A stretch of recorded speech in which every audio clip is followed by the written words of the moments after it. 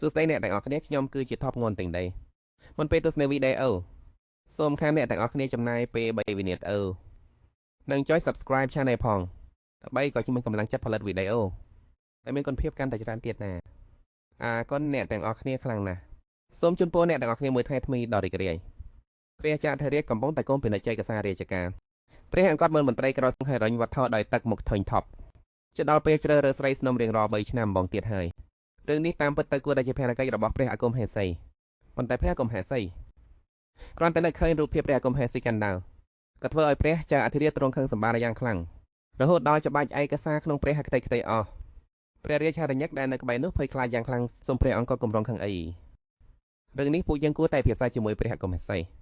ជាមុនសិនទៅបលអំម្ចាស់ថ្លៃបើមិនដូច្នេះទេ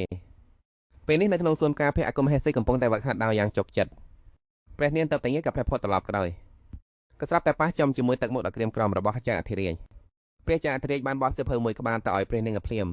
នេះគឺជាបញ្ជីរាយនាមរបស់ស្រីតែមានប្រយោជន៍ដល់រាជការក្នុងពេលជ្រើសរើសស្នំលើកនេះសាបងជ្រើសដោយទឹកមុខរីករាយត្រឹមតែភ្លាមនោះក៏សួតបបិញថាហេតុអ្វីបានជាព្រះអង្គជឿជាក់លើការមើលឃើញរបស់ទូព្រះបង្កំដូច្នេះព្រះចៅអធិរាជកំពុងតែខឹងរហូតចង់ឈ្គោះតែមិនได้ឆ្លើយឋានចៅបងជាអ្នកនៅភ្នែកមើលមនុស្សច្បាស់រូបភាពពីអតីតកាលចាប់ផ្ដើមលេចឡើងកាលពីឆ្នាំមុនព្រះចៅអធិរាជបង្គាប់ឲ្យព្រះនាងជ្រើសរើសស្រីណាដែលមានប្រយោជន៍ដល់រាជការជាគុណស្រីរបស់មន្ត្រីធំទិដ្ឋផលគឺព្រះនាងជ្រើសរើសបានតែស្រីដែលមុខមាត់មិនស្អាតមុខមួយក្រុមមូលហេតុតែគឺព្រះនាងយល់ថាស្រីទាំងនេះនឹងមិនហានមកអូសទាញព្រះចៅអធិរាជឡើយធ្វើឲ្យរាជការមានស្ថិរភាពព្រះចៅអធិរាជនឹងមិនវង្វេងនឹងស្រីញីដែលជាការល្អសម្រាប់រាជការខ្លាំងណាស់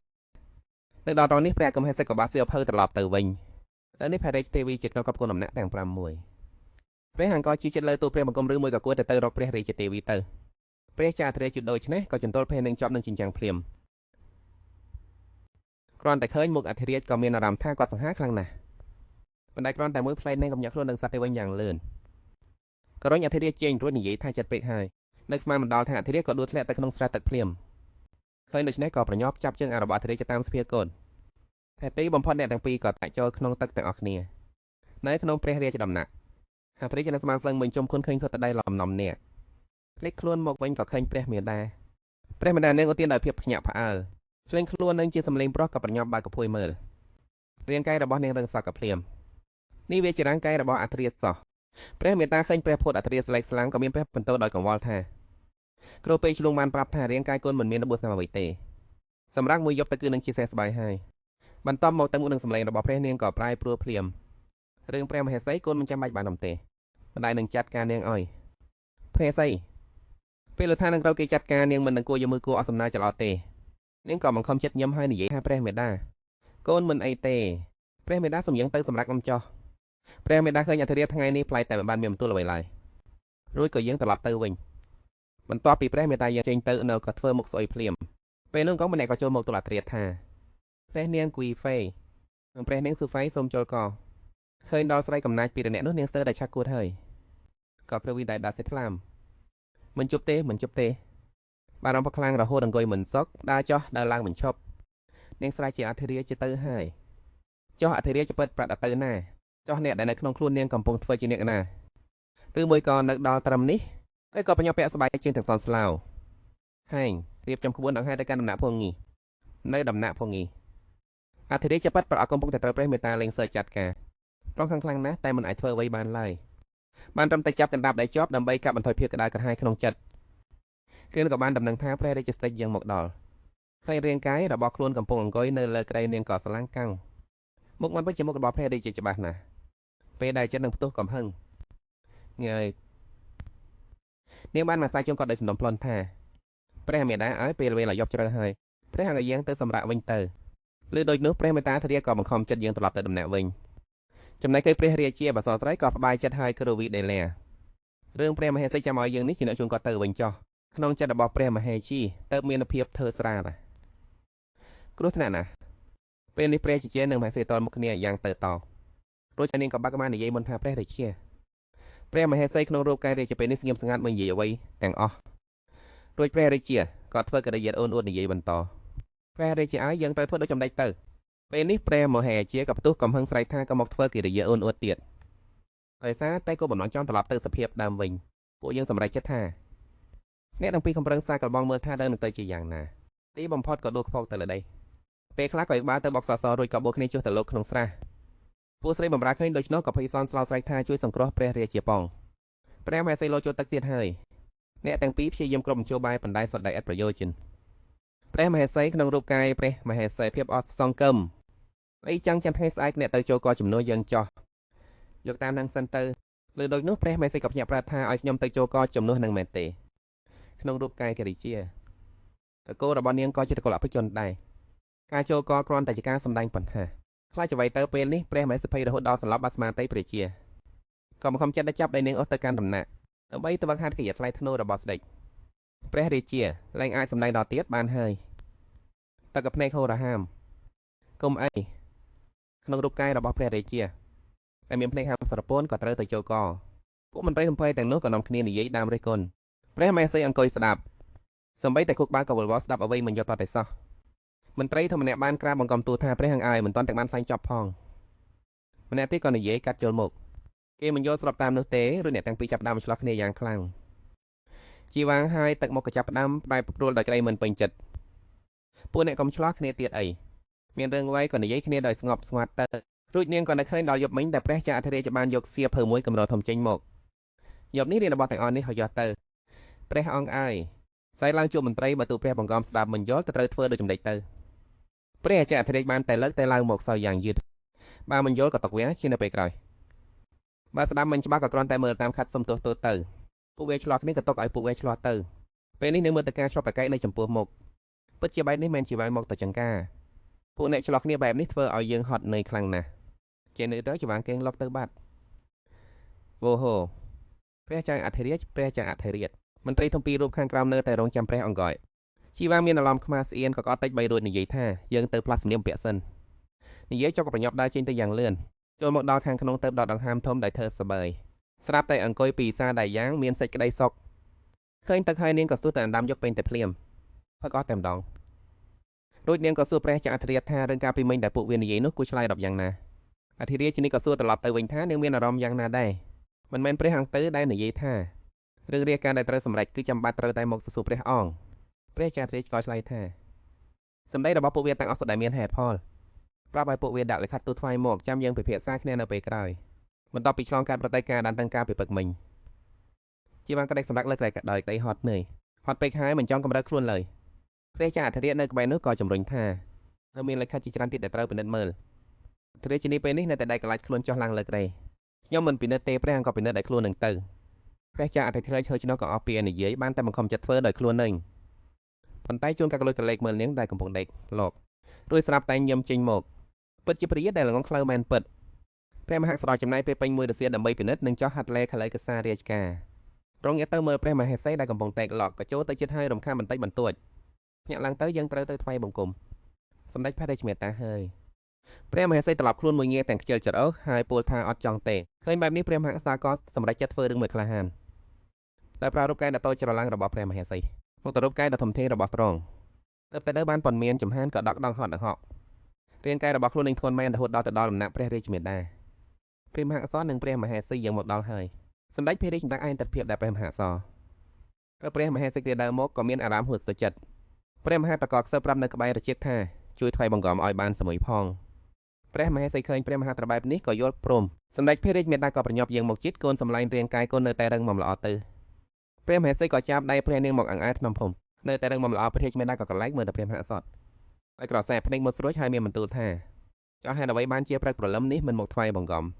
ដូច្នេះព្រះមហាតែមានការភ្ញាក់ផ្អើលយ៉ាងខ្លាំងការថ្វាយបង្គំពីមុនរៀងរាល់ព្រឹកព្រលឹមត្រូវតែឡើងថាថ្វាយបង្គំលើកិច្ចការរាជការដូច្នេះពេលព្រឹកមិនចាំបាច់មកថ្វាយបង្គំតទេប៉ុន្តែប្រសិនបើធ្វើជាព្រះមហេសីព្រឹកព្រលឹមត្រូវតែក្រោកមកថ្វាយបង្គំសម្ដេចព្រះរាជមេត្តាខឹងសម្បានឹងព្រះមហេសីដែលនៅចំពោះមុខព្រះមហេសីឃើញដូច្នេះក៏មានការព្រួយបារម្ភធ្វើមិនទៅព្រះស្វាមីនឹងម្ដាយក្មេកឆ្លោះគ្នាហើយត្រូវធ្វើដោយចំណេចទៅបន្ទាប់មកព្រះមហាក្សត្រក៏មានបន្ទូលឡើងថាការមិនសិលមិញព្រះមហេសីមានការភ័យខ្លាចខ្លាំងព្រឹកព្រលឹមនេះយើងបានបញ្ជាដោយផ្តោហើយនាងមិនចាំបាច់មកថ្វាយបង្គំទេ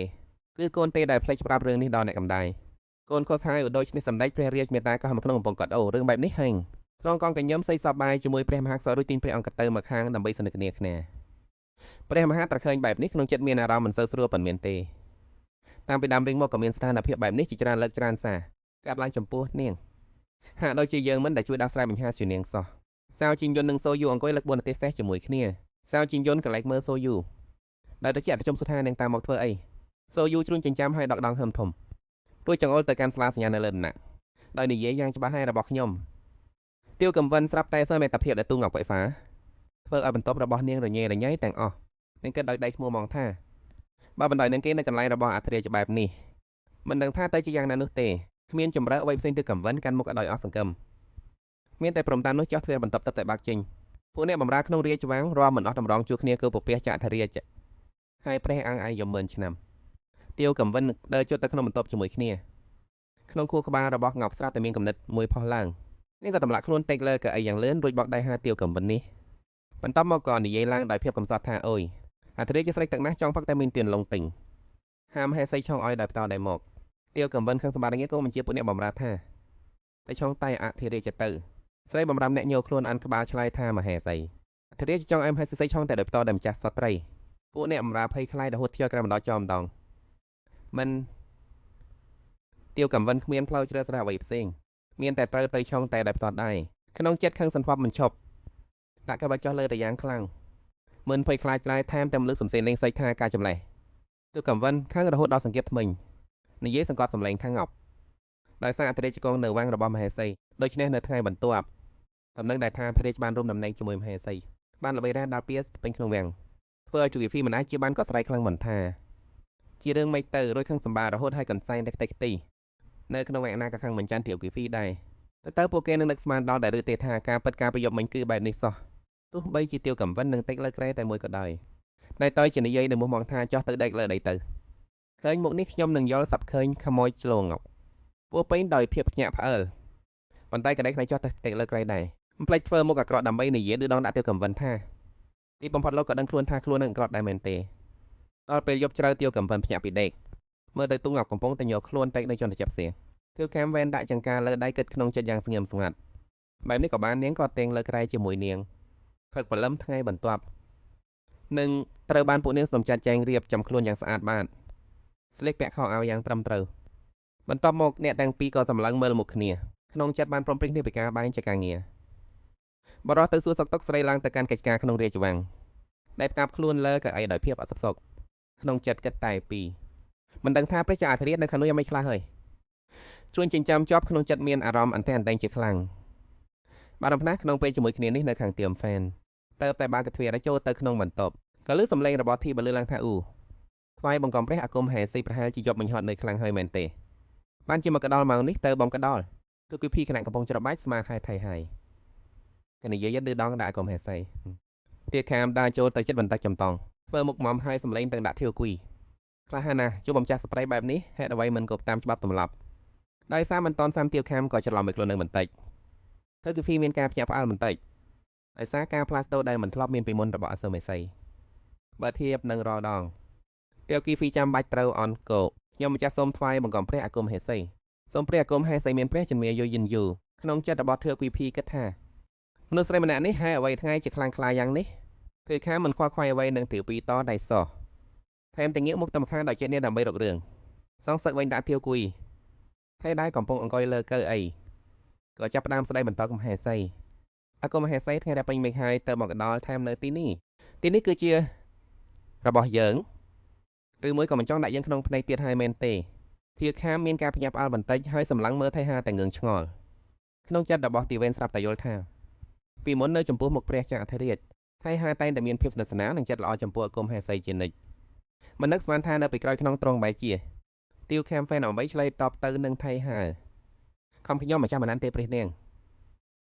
ត្រីកុយវៃបានចិត្តក៏ដើរចូលទៅឈរក្បែរព្រះមេដាបង្កើតរបស់ស្ដេចចាប់ផ្ដើមខ្សឹបប្រាប់វៃម្យ៉ាងដាក់ត្រចៀកព្រះមេដានិយាយរឿងមិនល្អពីព្រះមហេសីព្រះមេដាឲ្យព្រះមហេសីថ្មីនេះទៅតែមកដល់សោះក៏មានចិត្តអំនួតដល់ថ្នាក់នេះទៅហើយមិនដឹងថាគាត់ដឹងខ្លួនខ្លាចទេឬអីសាវចិនវិនក៏ស្រែកឡើងយ៉ាងខ្លាំងភ្លាមទើមី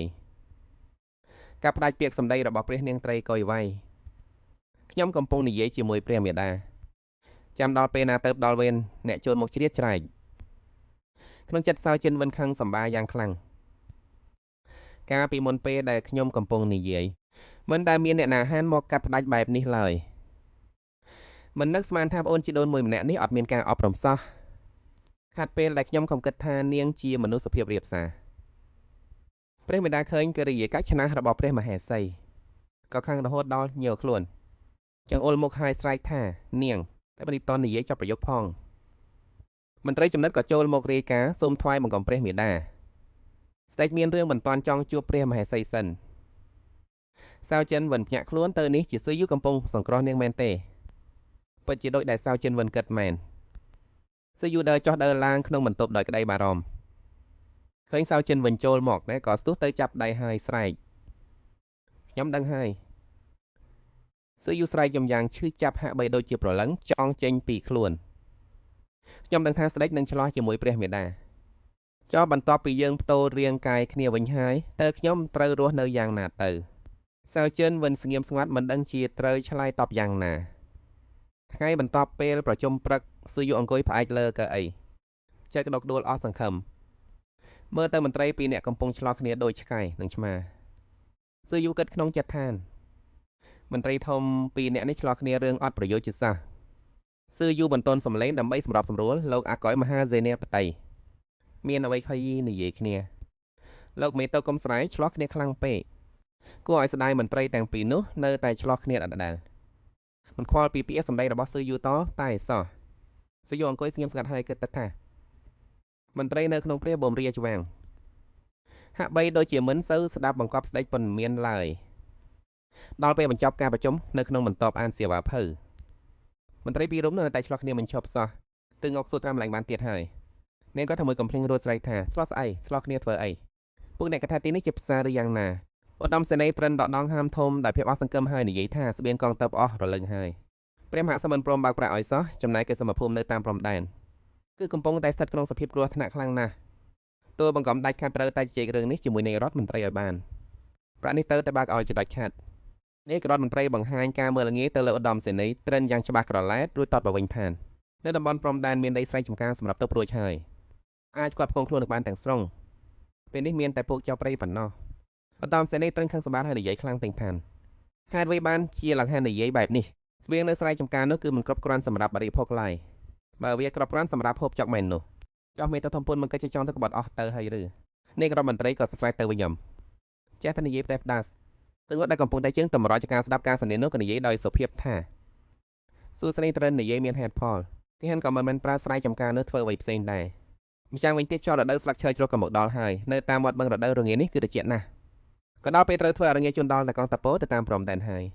យឧត្តមសេនីយ៍ត្រឹនភ្ញាក់ផ្អើលយ៉ាងខ្លាំងរហូតបើកភ្នែកធំវិញចំមាត់ហាក់ដូចជាមិនជឿនឹងត្រជាក់ខ្លួនឯងដែលបានទៅពេលមហាត្រាបង្កប់បែបនេះ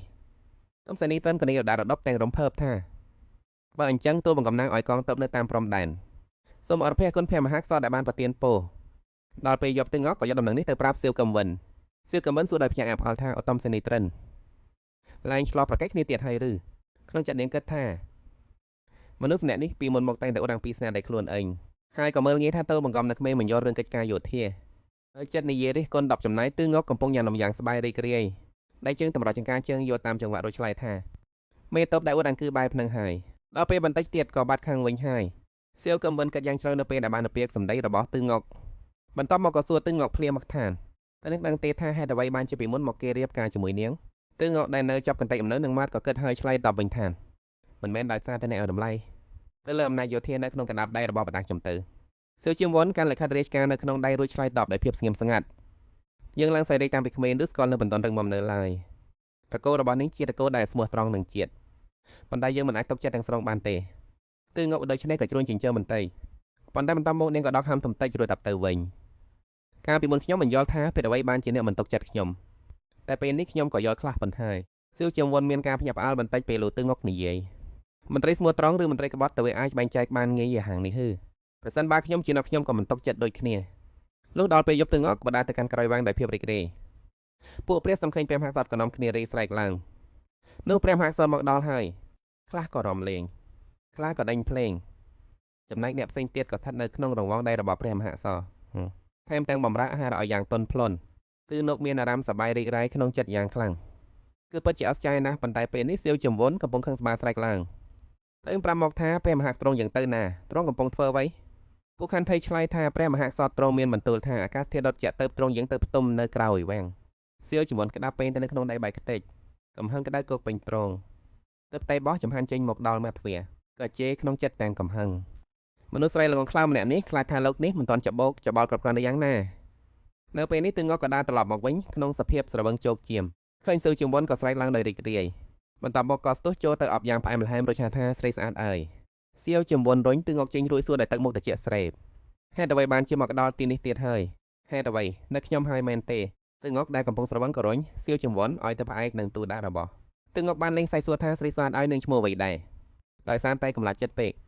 សៀវជំវុនក៏មានអាការអៀនខ្មាសស្រួចនិយាយតិចមនុស្សដែលអំនួរម្នាក់នេះខ្លួននឹងក៏មិនដឹងថាខ្លួននឹងជានរណាផងនៅហេតុមកហៅគេថាស្រីស្អាតគ្មានគេតខ្មាសសសះទើងងចូលទៅចិត្តសៀវជំវុនរួចចូលអួតថាហេចរិតបែបនេះទើងងម្នាក់នេះចូលចិត្តសៀវជំវុនសៀវជំវុននៅដូច្នេះក៏មានការខ្មាសអៀននឹងខឹងសម្បានជាខ្លាំងស្រីឈ្ងួតនេះនៅងយធប់ទាវកំវិនជាប់រួចសើបប្រាប់ថាតាំងពីក្មេងមកខ្ញុំបានឡងស្រឡាញ់បងទាវកំវិនបាត់ទៅហើយឃើញដល់ការពីក្មេងអូខេតែតែលុចមើលទាវកំវិនពីចម្ងាយសុទ្ធតែមិនចង់រៀបការជាមួយគាត់ណាមិននឹកស្មានថាគាត់បែរជាមនុស្សបែបនេះទៅវិញទាវកំវិនដូច្នេះក៏ភ្ញាក់ផ្អើលសួរថាអូនស្គាល់បងតាំងពីក្មេងមកកម្លៃហឺប៉ុន្តែទឹកដែលមិនអាចទទួលបានចម្លើយឡើយព្រោះអ៊ីនគាត់បានដេកលប់បាត់ទៅហើយទាវកំវិនអូននិយាយឲ្យច្បាស់មើលនឹងអូខេធ្វើឲ្យទាវកំវិនទប់មិនជាប់ទាំងពីរនាក់ក៏ដួលទៅលើក្រែទាំងគោហើយថ្ងៃទី2ដំណឹងដែលថាព្រះមហាឥឡូវនេះយកតែចិត្តព្រះមហេសីតែម្នាក់បានល្បីសរសៃពេញរាជវាំងជ្រាបគីហ្វីខាងក្រចកដោយកំហឹងសួយតែនៅកន្លះកំសស្រពន់ជ្រាបគីហ្វីខាងសម្បាននិយាយថាព្រះមហាក្សត្រឥឡូវនេះថ្ងៃណាក៏យាងទៅផ្ទុំនៅភក់ងីគង់ដែររឿងនេះត្រូវធ្វើបែបណាទៅស្នំម្នាក់ខ្ញុំខ្សឹកខ្សួលនិយាយទាំងសោកសថាយកមិញព្រះមហាត្រយើងមកអំណាចរបស់ខ្ញុំផឹកស្រាមួយក៏អមរួចក៏មានបន្ទូលថាត្រូវប្រញាប់ត្រឡប់ទៅមើលថែព្រះមហេសីវិញរួចក៏យើងចេញទៅភ្លាមស្នំអ្នកទៀតក៏និយាយទាំងតូចចិត្តថាខ្ញុំក៏ដូចគ្នាយកពេញបន្ទាប់ពីខ្ញុំលេងปืนថ្វាយជាអង្គមួយបត់ព្រះអង្គប្រទានរង្វាន់ជាគ្រឿងអលង្ការបង្ខំមួយដល់ខ្ញុំរួចក៏ប្រញាប់យាងទៅបាត់គ្រឿគីហ្វីដូច្នេះក៏ខឹងខ្លាំងណាស់ក៏បាក់កន្សែងដៃនៅក្នុងដែលយ៉ាងណានហើយញញឹមបែបក្បត់រួចនិយាយថាការជ្រើសរើសស្នំលើកនេះត្រូវតែជ្រើសស្រីស្អាតឲ្យបានច្រើនទៅបានស្រាប់តែពេលនោះក៏កណ្ដាស់តែងឿងឆ្ងល់មានអារម្មណ៍ត្រជាក់ខ្នងយ៉ាងខ្លាំងទ្រាវគីហ្វីគិតថានឹងចាប់កំហុសដល់ព្រះមហេសីក្នុងថ្ងៃជ្រើសស្នំសិនជានាង Face Prohes ប៉ុន្តែការពិតគឺបែបនេះដល់ថ្ងៃជ្រើសរើសស្នំព្រះមហេសីពិនិត្យមើលក្មេងស្រីនោះយ៉ាងល្អិតល្អន់មើលពួកគេរាមច្រៀងប្រឡងប្រជែងគ្នារួចដល់ដង្ហើមធំដែលធុញទ្រាន់បំពេញការងារយ៉ាងរៀបនិងម៉ត់ចត់ព្រះនាងទ្រាវគីហ្វីខាំម៉ាត់គិតក្នុងចិត្តដោយកំហឹងនឹកស្មានមិនដល់ថានាងអាចធ្វើបានល្អដល់ថ្នាក់នេះសោះធ្វើពីក៏ខ្លែងធ្វើជាញឹមញែមរួចដើរចូលទៅចិត្តព្រះមហេសីហើយពុទ្ធថាព្រះមហេសីម្ចាស់ថ្លៃត្រង់ទៅមើលទៅស្រីក្រមុំដែលមកជ្រើរើលើកនេះមើលទៅស្រស់ស្អាតគ្រប់លោកគ្នាទាវខាមមិនខ្វល់ខ្វាយអ្វីសម្បីតែបន្តិចហើយក៏មិនអើពើនឹងធាវគីហ្វីឡើយទាវខាមមើលទៅបញ្ជីឈ្មោះក្នុងដែលរួចកើតក្នុងចិត្តថាភាកច្រើនមនុស្សប្រមាណអ្នកនេះបន្ទាប់មកទាវខាមវ៉ែនប្រាជអធិរាជទាវខាមសឹបប្រាប់តិចនេះសុទ្ធតែជាមនុស្សដែលមានប្រយោជន៍ជាដល់រាជការរងពិនិត្យមើលឲ្យរើយកមួយចំនួនទៅគឺបានហើយជ្រួញចិញ្ចាមើលបញ្ជីឈ្មោះរួចក្រោកឈរឡើងចាប់ដើមរកលេសបានទាំងអស់ត្រង់ចង្អុលទៅអ្នកម្នាក់ដែលស្រស់ស្អាតរួចមានបន្ទូលថាម្នាក់នេះមុខមាត់អាក្រក់ណាស់រួចត្រង់ក៏ចង្អុលទៅអ្នកម្នាក់ដែលមានសម្បុរស្រស់ស្អាតរួចមានបន្ទូលថាម្នាក់នេះសម្បុរខ្មៅពេកមិនត្រូវការទេចំណែកអ្នកដែលរកកំហុសមិនឃើញត្រង់ក៏មានបន្ទូលថាម្នាក់នេះមិនត្រូវចិត្តរបស់អញទេពាក្យថាមិនត្រូវការបើលើឡើងមិនដាច់ពីមាត់ទីលេជ្រើប្រាស្នំខ្លាយជាទេអានទាវខាងខ្លាំងរហូតនិយាយអ្វីមិនចេញចំណែកមនុស្សម្នាក់ចំវិញនោះពួកគេគិតថាព្រះចៅធរាចំពោះព្រះមហេសីពិតជាស្រឡាញ់គ្នាខ្លាំងណាស់បន្ទាប់ពីការជ្រើសរើសព្រះស្នំលើកធំនេះសូម្បីតែមនុស្សម្នាក់ក៏ព្រះចៅធរាមិនរើយកដែរធ្វើឲ្យក្រុមមន្ត្រីផ្អើលឆោឡោទាំងព្រឹកក្រុមមន្ត្រីក៏នាំគ្នាលងលំថាព្រះចៅអធរាក្នុងវង្សទេអានពេកហើយវាមិនមានផលល្អដល់ប្រទេសជាតិទេព្រះចៅធរាអង្គុយលើប្រឡងដោយផ្អែកចង្ការសួរជើងបញ្ជាក្រុមរាជស្ងាត់មាត់ហើយចាប់ផ្ដើមសម្ដែងខ្លែងធ្វើជាតបអាឡំមានបន្ទូលថាសម័យនេះសង្គ្រាមកំពុងតែតានតឹងខ្លាំងរត់គ្មានប្រាក់អីរះនៅតាមព្រំដែនព្រាត់ប្រាសសឹកគ្មានទីពឹងតើអញមានមុខមាត់ឯណាពង្រឹកវងព្រះស្នំទៀតក្នុងខ្សែភ្នែករបស់ក្រុមមន្ត្រីព្រះចៅអធិរាជពេលនេះប្រចាំហាក់សដល់ត្រឹមត្រូវម្នាក់រស្មីភ្លឺចិញ្ចារត់ធ្វើឲ្យពួកគេស្រត់ទៅភ្នែកដោយភាពរំភើប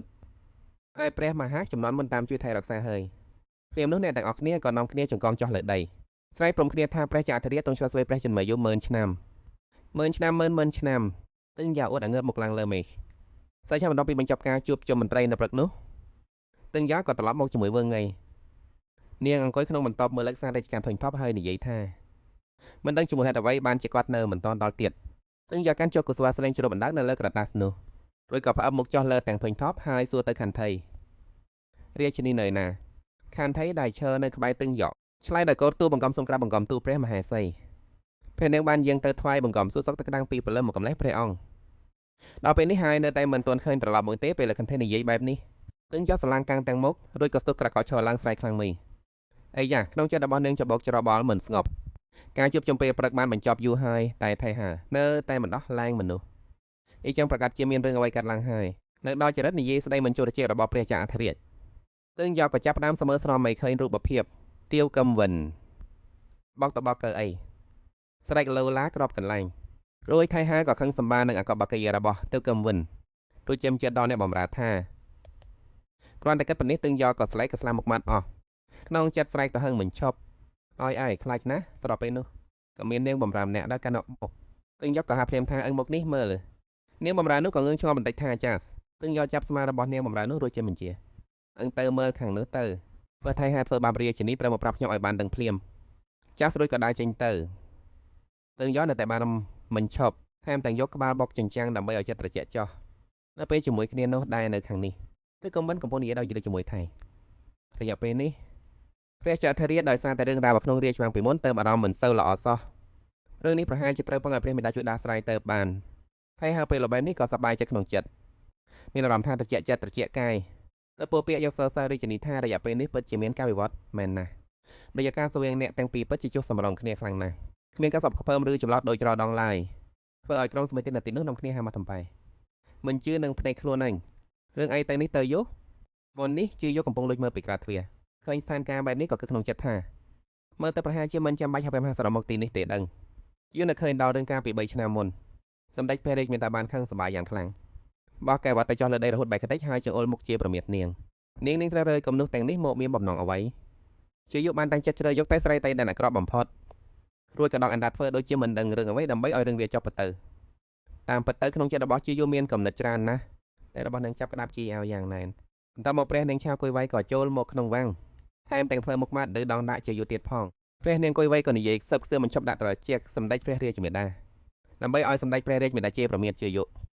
យុនៅតែគិតជានិច្ចថាបន្តិចទៀតប្រហែលជាមកជួយដាស់ស្រឡោឲ្យនាងហើយតែរងចាំហើយរងចាំទៀតរងចាំយូរណាស់រងចាំរហូតដល់ព្រះនាងឆាវគួយវៃចង់ដុតរំលាយព្រះមហេសីចោលហើយតែសាវជញ្ញនៅតែមិនតាន់មកដល់ជាយុខ្លាចណាស់ថារឿងគ្រប់យ៉ាងដែលកើតឡើងចំពោះនាងនឹងខ្លាយទៅជាដូចអ្វីដែលបានកើតឡើងចំពោះសាវជញ្ញ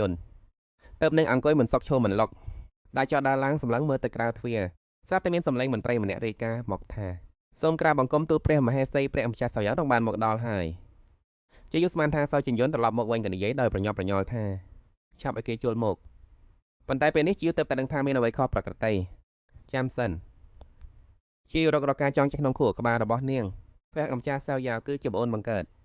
ម្ដាយជាមួយគ្នាជាមួយព្រះមហាក្សត្រសអ្នកតំណងរវាងបងប្អូនទាំងពីរគឺល្អនឹងគ្នាណាស់ព្រះអង្គម្ចាស់សាវយ៉ាជាបរិបទតបតែងខ្លួនយ៉ាងល្អឥតខ្ចោះសម្ដីសម្ដាងនិយាយស្ដីមានរបៀបរៀបរយជាយូរនៅតែព្យាយាមនឹកឃើញស្រាប់តែមានសម្លេងមួយបន្លឺឡើងពីចម្ងាយថាព្រះរាមធ្វើកាមរត់ដកដងហើមញោមស្ដេចទៅរករួចក៏បោកជូននឹងយ៉ាងខ្លាំងបាត់លំនឹងត្រៀមខ្លួននឹងដួលទៅហើយតែម្ខាងចាប់អប់ចង្កេះនាងនេះគឺជារាងកាយបងប្រុសរបស់គេអូបង្កើតអបបងបន្តិចបន្តួចច្បាស់ជាមិនអីទេមែនទេផ្ទៃមុខដល់សង្ហារបស់គេដែលនៅត្រង់មុខអំបញ្ញមិញតែពេលនេះបែរជាបាត់ស្រមោលទៅណាហើយកលែកភ្នែកមើលចោះក្រោមឃើញទាវកាមកំពុងអប់ជើងនឹងយំលោឡាបងប្រុសឯប្អូនខ្ជិលបន្តចមកបន្តិចប៉ុណ្ណោះស្រឡាំងកាំងលើក្បាលហាក់មានសញ្ញាសួររាប់មិនអស់ចម្រើក៏សួរទាវកាមមានក្នុងចិត្តគិតក្នុងចិត្តថាហេតុអ្វីបានជាទាវយ៉ាវវងនៅចំពោះមុខបងប្រុសបើជាមានភាពល្ងងខ្លះបែបនេះទៅវិញទាវភ្នែករលែងរលងលើកដៃឡើងបង្ហាញលេខ8ដំឡឹងមិនមែនជាចំនួនលុយច្រើនពេកនោះទេដូច្នេះទៅមិនអាចដកចម្ងល់ចេញពីចិត្តបានប្អូនជាដល់ថ្នាក់ព្រះអង្គម្ចាស់ច្បាស់ជាមិនខ្វះលុយត្រឹមប៉ុណ្្នឹងទេមែនទេធ្វើការមិញកេងយ៉ាងតឹងស្ទាក់ស្ទើរនិយាយថា8000ដំឡឹងមានសុទ្ធដូច្នេះក៏ដកស្លុតរហូតដល់ភ្នែកធំមីនទៅវិញណូស៊ី មាន8ពាន់តម្លឹងស្មើនឹងប្រាក់ដុំ50000តម្លឹងស្មើនឹងខោអាវរដូវរងាជាច្រើនឈុតនិងអង្ករជាច្រើនទៀតច្រើនរហូតដល់កណ្ដាលនាមមិនអស់តើបងអូនត្រូវការលុយច្រើនដល់ថ្នាក់នេះយកទៅធ្វើអ្វ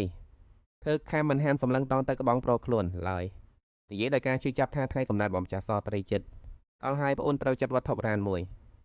ចង់ទិញជូនជាតែ2ថ្ងៃមុនបានលេងបាញ់ចាញ់អស់ហើយកាន់តែនិយាយទៀវកាន់តែបន្ថយសម្លេងព្រោះតែអាចមានអារម្មណ៍បានពីកំហឹងរបស់បងប្រុសពិតមែនហើយកំពុងតែខឹងរហូតដល់ខ្លួនញ៉ែស្អប់រហូតដល់ចង់វាយបងថ្លៃដែលមិនដឹងរឿងនេះឲ្យស្លាប់ជាយាមសួរដោយសុភាពថាបងចាន់លុយឲ្យអ្នកណាតែចាក់ថ្ពនាងបណ្ដារំលឹកឡើងវិញហើយនិយាយថាចាញ់ព្រះអង្គចាស់ទី3តែគ្រាន់តែឈ្មោះចាស់ទី3ភ្លាមក៏កុំមួយភៀមក្តីចងចាំពីការនៅក្មេងក៏ហូរចូលមកក្នុងខួរក្បាលកាលថើមតែជាក្មេងស្រីវ័យ18ឆ្នាំបានឃើញទាំងមកពុកនិងព្រះអង្គចាស់3ប្រកួតគ្នាមនុស្សម្នាជំវិញនាំគ្នាស្រែកហូតដោយភាពរំភើបក្បាច់គុណរបស់ព្រះអង្គចាស់ទី3និងមេតបពើតជាប្រហាក់ប្រហែលគ្នាពីបាននឹងកាត់សេចក្តីថាអាណាឈ្នះអ្នកណាចាញ់ណាអាចារ្យមែននឹងឲ្យជាមបានវាចម្លៃព្រះអង្គចាស់ទី3ថាព្រះអង្គចាស់ទី3ពិតជាក្លាហាននិងពូកែច្បាំងជាមនុស្សដែលកម្រនឹងរកបានណាស់ប្រាក់មួយចំនួនធំត្រូវបានអង្គចាស់ទី3បកយកទៅមិនដឹងថាអ្នកនោះចង់ធ្វើអ្វីឲ្យប្រកាសតែគិតសញ្ជឹងមួយស្របករួចក៏ខឹងសបាវាក្បាលទាវកែមួយដែលយ៉ាងខ្លាំងចាត់ទុកនេះជាមេរៀនមួយទៅបងបង្រៀនពួនថ្លៃល្ងងខ្លៅម្នាក់នេះរួចក៏បង្ខំចិត្តគិតរកវិធីតាស្រ័យបញ្ហាទាំងសងខាងបន្ទាប់មកនាងក៏និយាយទៅកាន់ទាវកែមីងថាអូនទៅកាន់វិធីនាំព្រះមហេសីត្រឡប់មកវិញទៅរឿងអំណោយសម្រាប់ថ្ងៃបន់ចម្រើនព្រះជំនួសមានតែបង្កើតរបស់ឯងនឹងរកវិធីដោះស្រាយជំនួសបងអូនទាវកម្មដូច្នេះក៏សប្បាយចិត្តខ្លាំងណាស់សប្បាយចិត្តដូចជាសាច់ឆ្កែដែលកវីកន្ទុយពេលឃើញម្ចាស់រហូតដល់ហូរទឹកភ្នែកសួរត្រឡប់ទៅវិញថាពិតមែននេះសញ្ជាហើយណាកុំកុហកអូនឯសោះទាវរត់ប្រញាប់ទៅកន្លែងព្រះមេដាសំឡេងអ្នកបំរើក្នុងអំណាចបន្លឺឡើងពីចម្ងាយទាវយ៉ាវវងមកដល់ហើយព្រះមេដាដូច្នេះក៏សប្បាយចិត្តហើយមានបន្ទូលថាប្រញាប់អញ្ជើញគេចូលមកទៅការមីដាចូលមកដោយសុភាពហើយចម្រាប់សួរអ្នកគ្រប់គ្នាសំថ្លៃបង្គំព្រះមេដានិងព្រះមហេសីថែងកន្លែងមើលព្រះមហេសីរបស់ខ្លួនទៅខាំក៏មើលគេវិញដែរសុភាពរៀបសាររបស់ព្រះមហេសីពេលនេះធ្វើឲ្យទាវខាមីងស្រឡាំងកាំងគេលន់មាត់តែច្ពងក្នុងចិត្តរបស់ទាវខាមីងពេលមើលទៅកែវ៉ាត់ភ្នែករបស់បានគិតក្នុងចិត្តថាហេតុអ្វីបានជាក្រសែភ្នែកនេះដូចជាប្រាស់រៀមអញ្ចឹងព្រះមេដាឃើញគេមកដល់ក៏ហៅដោយក្តីស្រឡាញ់ថាបញ្ញោមមកទីនេះមកមើលនេះមេដាមើលទៅឃើញយ៉ាងណាដែរព្រះមហេសីទាំងឡាយដែលឃើញទាវមីងក៏ភ្លឺភ្នែកឡើងភ្លាមគេញឹមញែមហើយនិយាយថាមើលទៅកូនមកមិនតាន់ពេលវេលាទេដឹងព្រះនាងសុទ្ធតែនៅទីនេះគ្រប់គ្នាស៊ឺព្រះមេដាធិរាជក៏បញ្ជាដោយទឹកមុខត្រជាក់ស្រែបថាគ្រប់គ្នាថៃទៅវិញអស់ទៅព្រះអាគមហេសីនិងអ្នកដទៃទៀតក៏ធ្វើគេវ៉ាកិច្ចម្ចាស់ថ្លៃសុំទូលារួចក៏ដើរហួរមុខសៅចិនមិញគេសុទ្ធតែថាព្រះរាជបុត្រហៅបងអូនមកជួយបងថ្លៃបានដូច្នេះព្រះអាគមអកសើវៃក៏ឡើងមើលគេដោយភាពមើងឆ្ងល់សៅចិនមិញនៅមានចិត្តម្លងទុករួចក៏ងាកមើលឃើញថាគ្រប់គ្នាទៅអស់ហើយបន្ទាប់មកគេក៏ធ្វើចរិតអូសអែដាក់ព្រះមេដាធិរាជព្រះមេដាកូនចង់សៅនំសណ្ដែកព្រះមេដាធិរាជក៏ចាប់ថ្វាគេបន្តិចrồiមានបន្ទោសថាបានទុកឲ្យម៉ែចោះឲ្យព្រះអាគមសេសីវិញនាងគិតទៅដល់ពាក្យសម្ដីកាលពីមុននេះព្រះរាជបុត្រហៅប្អូនមកជួយបងថ្លៃក៏ត្រាំមិនបានរហូតលបញឹមចេញមករួចហើយនាងឃើញអធិរាជកំពុងអង្គុយត្រួតពិនិត្យរាជសារដោយគោលគំនើផ្ដេសផ្ដាសចុះហេតុអ្វីក៏នៅមិនទាន់ត្រឡប់ទៅវិញទៀតព្រះអាគមហេសីក៏បត់ដើម្បីដុំទៅលើមុខអធិរាជនេះជាអ្វីទៅអធិរាជឆ្លើយយ៉ាងត្រជាក់ថាជានៃខួបកំណត់ព្រះមេដាព្រះអាគមហេសីត្រូវតែប៉ាំងអសរមកដោយផ្តល់ដៃដើម្បីទេអាវព្រះអាគមហេសីសម្លឹងមើលដុំបបទាំងនោះដោយក្តីហត់នឿយមកជួលដេររបស់ខ្ញុំពិតជាមិនសូវល្អប៉ុន្មានទេហេតុអ្វីក៏ព្រះអង្គយកការងាររំខានបែបនេះមកដាក់ខ្លួនវិញថ្ងៃបន្ទាប់សៅចិនមិញរត់មកដោយភាពរីករាយរួចស្រែកហៅខ្លាំងបិទថាអធិរាជកំពុងប៉ាក់អសរក៏ភ័យស្លន់ស្លោភ្លាមសៅចិនមិញឃើញបែបនោះក៏ស្រឡាំងកម្មដែរអ្នកទាំងពីរសម្លឹងមកគ្នាទៅវិញទៅមកមួយសន្ទុះធំទើបអធិរាជដាក់មកជុលអំបោះចោះហើយនិយាយដោយគួរឲ្យភ្ញាក់ផ្អើលមែនទេតែការពំសិលមិញព្រះកុំស៊ីប៉ាក់នៅទីនេះទើបយើងនឹងចង់សាក់លបងមើលក៏ឲ្យមកមើលលេងទឹកមុខរបស់សៅចិនមិញបង្ហាញច្បាស់ថាមិនជឿសោះឡើយអធិរាជក៏អស់វិធីកបដោប្រធានបាត់យ៉ាងរហ័សប្អូនមកទីនេះមានការអ្វីសៅចិនមិញពេលនេះទៅនៅឃើញរួចលើកដៃសំប្រាក់8,000តម្លឹងសឿអីគ្រាន់តែតែគេមួយខ្សិតគឺគ្មានទេសៅចិនមិញសម្លឹងមើលដៃខ្លួននឹងរួចក៏យំខ្សឹបខ្សួលមិនមែនថ្ងៃមិនបានព្រមព្រៀងគ្នាហើយឬសឿអីក៏អស់សម្ដីក្មេងនេះណារត់ចោលខានធ្វើអីថាបញ្ញប់ចាំបន្តិចសិនទៅពេលនេះនៅខាងក៏រាយការណ៍ចូលមកថាសាមអាចារ្យសូមចូលកគាត់ក៏ធ្វើគេវ៉ាកិច្ចហើយទូលថាសូមថ្វាយបង្គំព្រាមហាព្រះរាជឯកោមិនបាច់ច្រើនពិធីទេសឿអ៊ីសម្លឹងមើលក៏ដោយខ្សែភ្នែកមួយស្រួចរួចគិតក្នុងចិត្តថាបប្រាក់ក្មេងអឹងពិតជាហែនណាស់ណាចំណែកកៃកំពុងលួចពួននៅជ្រុងម្ខាងលួចស្ដាប់ពួកគេបន្តស្ដីប្រាញ់ទី3ក៏សួរឡើងមិនដឹងថាវងថាងរកខ្ញុំមកទីនេះមានការអ្វីដែរទូតថាម្ចាស់ពូបានឈ្នះសុខសម្បត្តិទាំងអស់ របស់កម្មហើយមែនទេទៅជារឿងប៉ាត់ដែរឬទេក៏បែបនេះគាត់ក៏sẽហើយនិយាយថាគ្រាន់តែលេងសើចជាមួយវាប៉ុណ្ណោះទីការមេនេះក៏ខ្លាំងណាស់ថាលេងសើចជាមួយគេចុះហេតុអ្វីមិនសុំលុយមកវិញឲ្យគេទៅក៏លើកធ្នូម្ចាស់ពុំមានពេលលេងសើចជាមួយកាមីងចុះបើមកលេងសើចជាមួយខ្ញុំមិនដងទៅបានទេស្ដីត្រានពីដូច្នេះទឹកមុខសពបសពួនភ្លាមវងថាថ្ងៃវាយរាល់រឿងរ៉ាវរាប់ពាន់ចំពោកពេលតំណេះឲ្យចង់បង្រៀនបិស្ដីត្រានទី3បានមកពង្រីកចំណេះដឹងមែនទេស្អីហើយនិយាយថាខ្ញុំមិនមែនចង់ប្រកួតកម្លាំងជាមួយម្ចាស់ពោះទេខ្ញុំចង់ភ្នាល់គ្នាមួយវ៉ាកូបន្ទាប់មកអ៊ីណេយើងមកប្រកួតអាមួយនេះវិញគាត់មើលហើយក៏ចាប់យកធ្នូនោះវងថាតាំងពីតូចមិនដែលចូលចិត្តជិះសេះបានធ្នូទេចុះហេតុអ្វីថែនេះបែរជាមានចំណាប់អារម្មណ៍ទៅវិញម្ចាស់ពុកគ្រាន់តែប្រាប់ខ្ញុំថាបើម្ចាស់ពូឆ្នេះខ្ញុំនឹងប្រកបរមណីយដ្ឋានទឹកក្តៅនៅជាក្រុងឲ្យអ្នកបើម្ចាស់ពូឆ្នេះចុះបើចាញ់វិញសូមយកលុយរបស់ខាមីងឲ្យខ្ញុំទៅបានទេគាត់ស្ទាក់ស្ទើរទៅហើយនិយាយថាវងថាចង់ចេញមកជួបអូនប្រុសមែនទេក្នុងនាមជាមន្ត្រីចាស់ខ្ញុំសុខចិត្តធ្វើតាមបញ្ជាខាងមួយបែបនេះក៏ភ័យសស្លោគិតក្នុងចិត្តថាបងប្រុសនឹងចាញ់អស់គ្មានអសល់ហើយបន្តមកគេក៏នៅឃើញដល់ស្ដីការពីនៅក្មេងរាល់ពេលដែលបងប្រុសបាញ់ធ្នូគឺមិនដែលចំកល់ដាវសោះទោះបីជាត្រូវក៏គ្រាន់តែនៅខាងក្រៅតែរួចគេក៏សម័យឃើញស្ដីចាញ់អស់រហូតដល់សល់តែខោអាវហើយខ្មែរស្អៀនរហូតយកដៃបាត់មុខមើលទៅគួរឲ្យអស់សំណេចណាស់កាត់ឆាក៏មកកាន់ទីលានបាញ់ធ្នូស្ដីត្រាញ់ចំណាស់បាញ់មុន3គ្រាប់សុទ្ធតែចំកល់ដាវទាំងអស់គាត់ញញឹមក្នុងចិត្តហើយយ៉ាញ់វងថាំង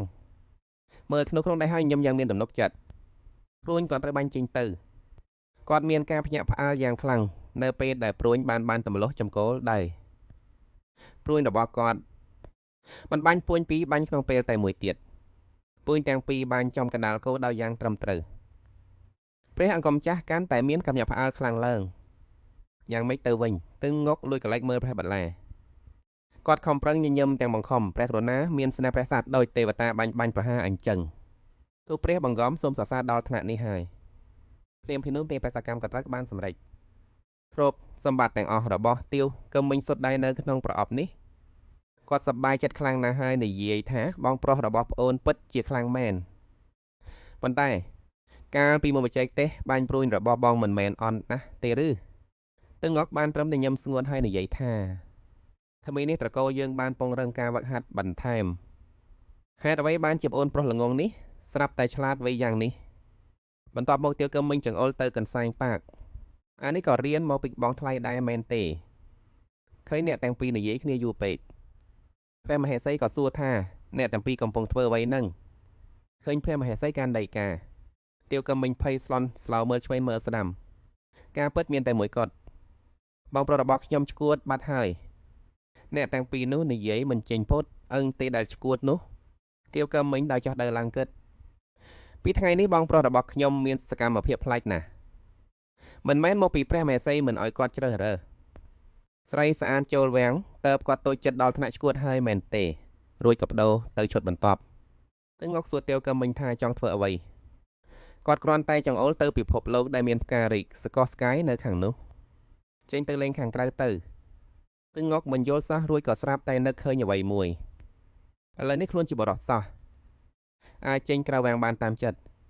អាចចេញទៅក្រៅលេងបានហើយនិយាយចាប់តែដៃទៅកឹមមិញរត់យ៉ាងលឿនចេញមកដល់ក្រៅក្រុងកន្លែងនោះពិតជាអ៊ូអរខ្លាំងណាស់ព្រោះសង្ហាពីអ្នកដើរទស្សនាជុំវិញដោយតែភាពរេក្រាយរួចក៏បួលគ្នាញ៉ាំអាហារនេះបន្តទៅអាហារនោះមិនចប់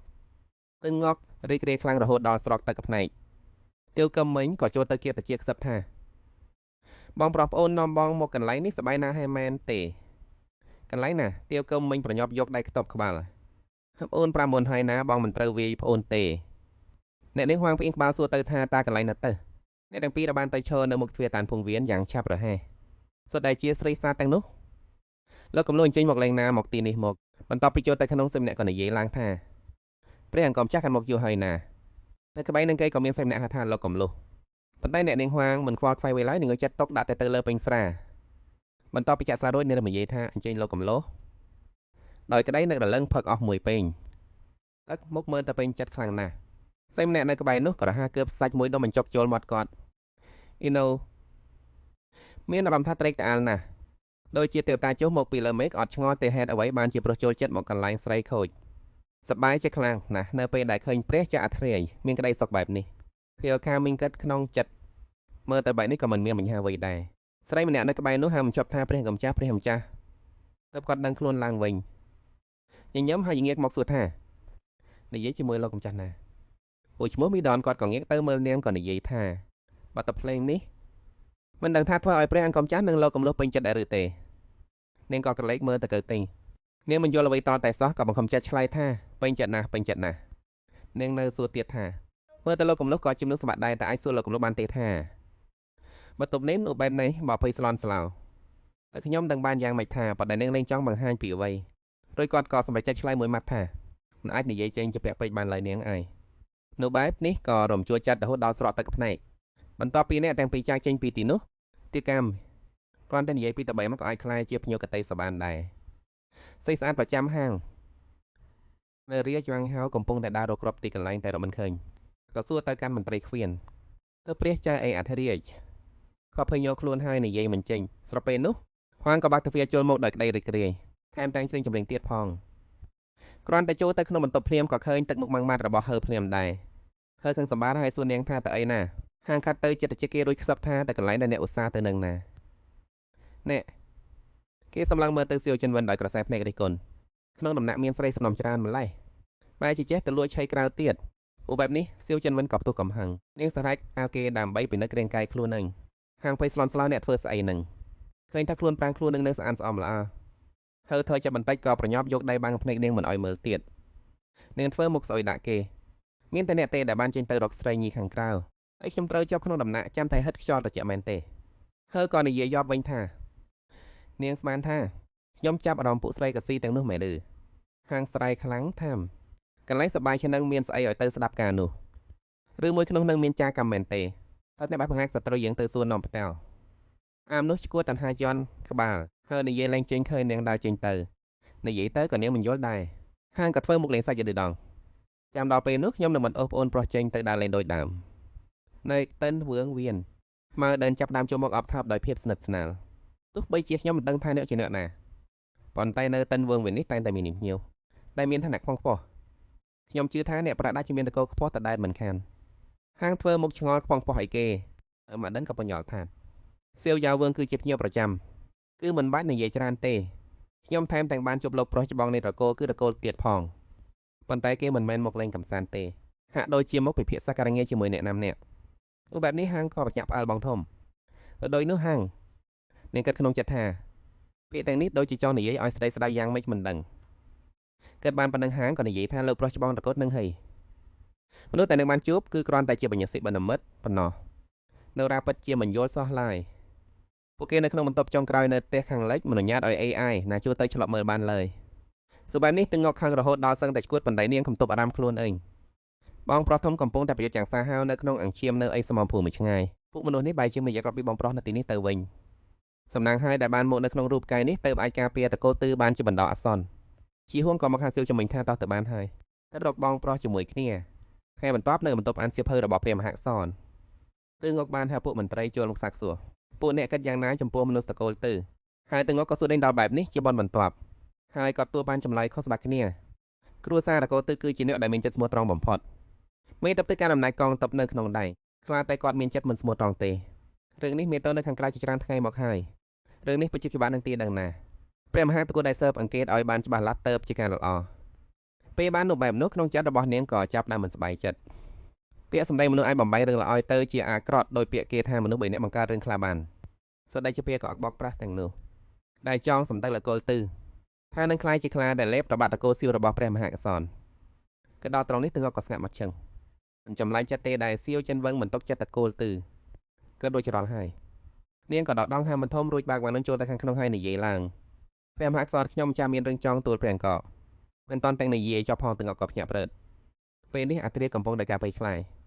ជាមួយនឹងស្នាមឈាមប្រឡាក់លើក្រែជីហួងអបមុខយ៉ាងណែនរួចនឹកឃើញត្រូវប្រាប់ព្រះមហាអសតប៉ុន្មានថ្ងៃនេះវ៉ាដៅចិត្តមកដល់ហើយអធិរាក៏ខឹងសម្បាយយ៉ាងខ្លាំងស្រែកឲ្យឈ្មោះទាំងអកយ៉ាងខ្លាំងរួចគប់ខ្នើយចោលទាំងកំហឹងដោយការមកគាត់ជ្រួញចិញ្ចើមឲ្យចិញ្ឆ្លេកខ្នើយនោះមិនឈប់ជីហួងដែលឃើញបែបនោះក៏អាណិតជាខ្លាំងប្រញោមនិយាយថាខោអាប់ដូររួចរាល់ហើយឲ្យខ្ញុំម្ចាស់រកឲ្យព្រះអង្គណាបន្ទាប់ពីផ្លាស់ខោអាវរួចរាងកាយរបស់អធិរាជនៅតែញរញ៉ាហេតុអ្វីក៏គាត់ទៅនៅចំពោះមុខចោលយ៉ាងនេះខ្ញុំត្រូវតែរងតកវេទនានិងភាពអាម៉ាស់បែបនេះឬជីហួងឃើញបែបនោះក៏និយាយដោយទន់ភ្លន់ពេលនេះប្រាប់ឲ្យកំពុងតែខឹងខ្លាំងណាស់ ប្រហែលជាខ្ញុំមិនគួរនិយាយរឿងពីរ៉ាឲ្យគាត់ដឹងមុនពេលនិយាយរឿងនោះទេមិនអីទេរាងកាយរបស់បងរឹងមិនតាំងពីតូចខ្ញុំកំឡេះមិនឈឺពោះទេគ្រាន់តែអូនកុំញ៉ាំរបស់ចាំមិនមិនតន់និយាយចប់ផងសុបក្តៅមួយចានក៏ត្រូវបានលើកមកដល់ឃើញបែបនេះស៊ីហួនក៏ភ្ញាក់ផ្អើលមិនត្រឹមតែប៉ុណ្ណោះថែមទាំងមានដាក់ទឹកកកទៀតពេលនោះស្ថានភាពរបស់អ៊ីងហើចាប់ដើមមិនសូវល្អឡើយឈឺពោះយ៉ាងខ្លាំងរហូតដល់លួទៅលើដីសំណាងហើយដែរស៊ីហួនទប់តន់កបីទាវចិនវុនឡើងមកហើយនិយាយយ៉ាងទន់ភ្លន់ថាកុំខ្លាចអីបងបីអូនទៅណាតែចិនវុនក៏មកឡើងក្រហមរួចប្រាប់ឲ្យចុះទៅងក់នៅតែបីទាវចិនវុនដាក់លើក្រែថែមទាំងលងលំថាបើធ្វើឲ្យក្តៅក៏ក្តៅបន្តិចទៀតនឹងឡើងឈឺហើយទៅចិនវុនគិតក្នុងចិត្តថាម៉ាសាប៉ោះបែបនេះស្រួលខ្លួនណាស់រួចក៏សួរថាតើពេលណាទៅបាច់ឈឺ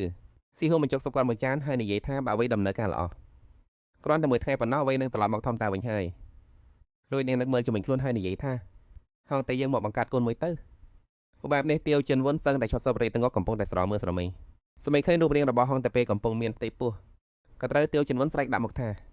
ក៏មកស្រមើស្រមីឲ្យសះអីពួកនាងទាំងឡាយកំពុងសឹកសៀននៅក្បែរនោះអ៊ីងហងអង្គុយហានសៀបភៅតែនៅតែអុបពោះចប់ពេលនោះត្រូវគួយវាយក៏សម្ដែងកាយវិការយកចិត្តຕົកដាក់មើលទៅហាក់ដូចជាហងហៅនាងរៀងមិនសូវស្រួលខ្លួនទេដឹងអ៊ីងហៅមកឡើងខំរួចតតថាមិនអីទ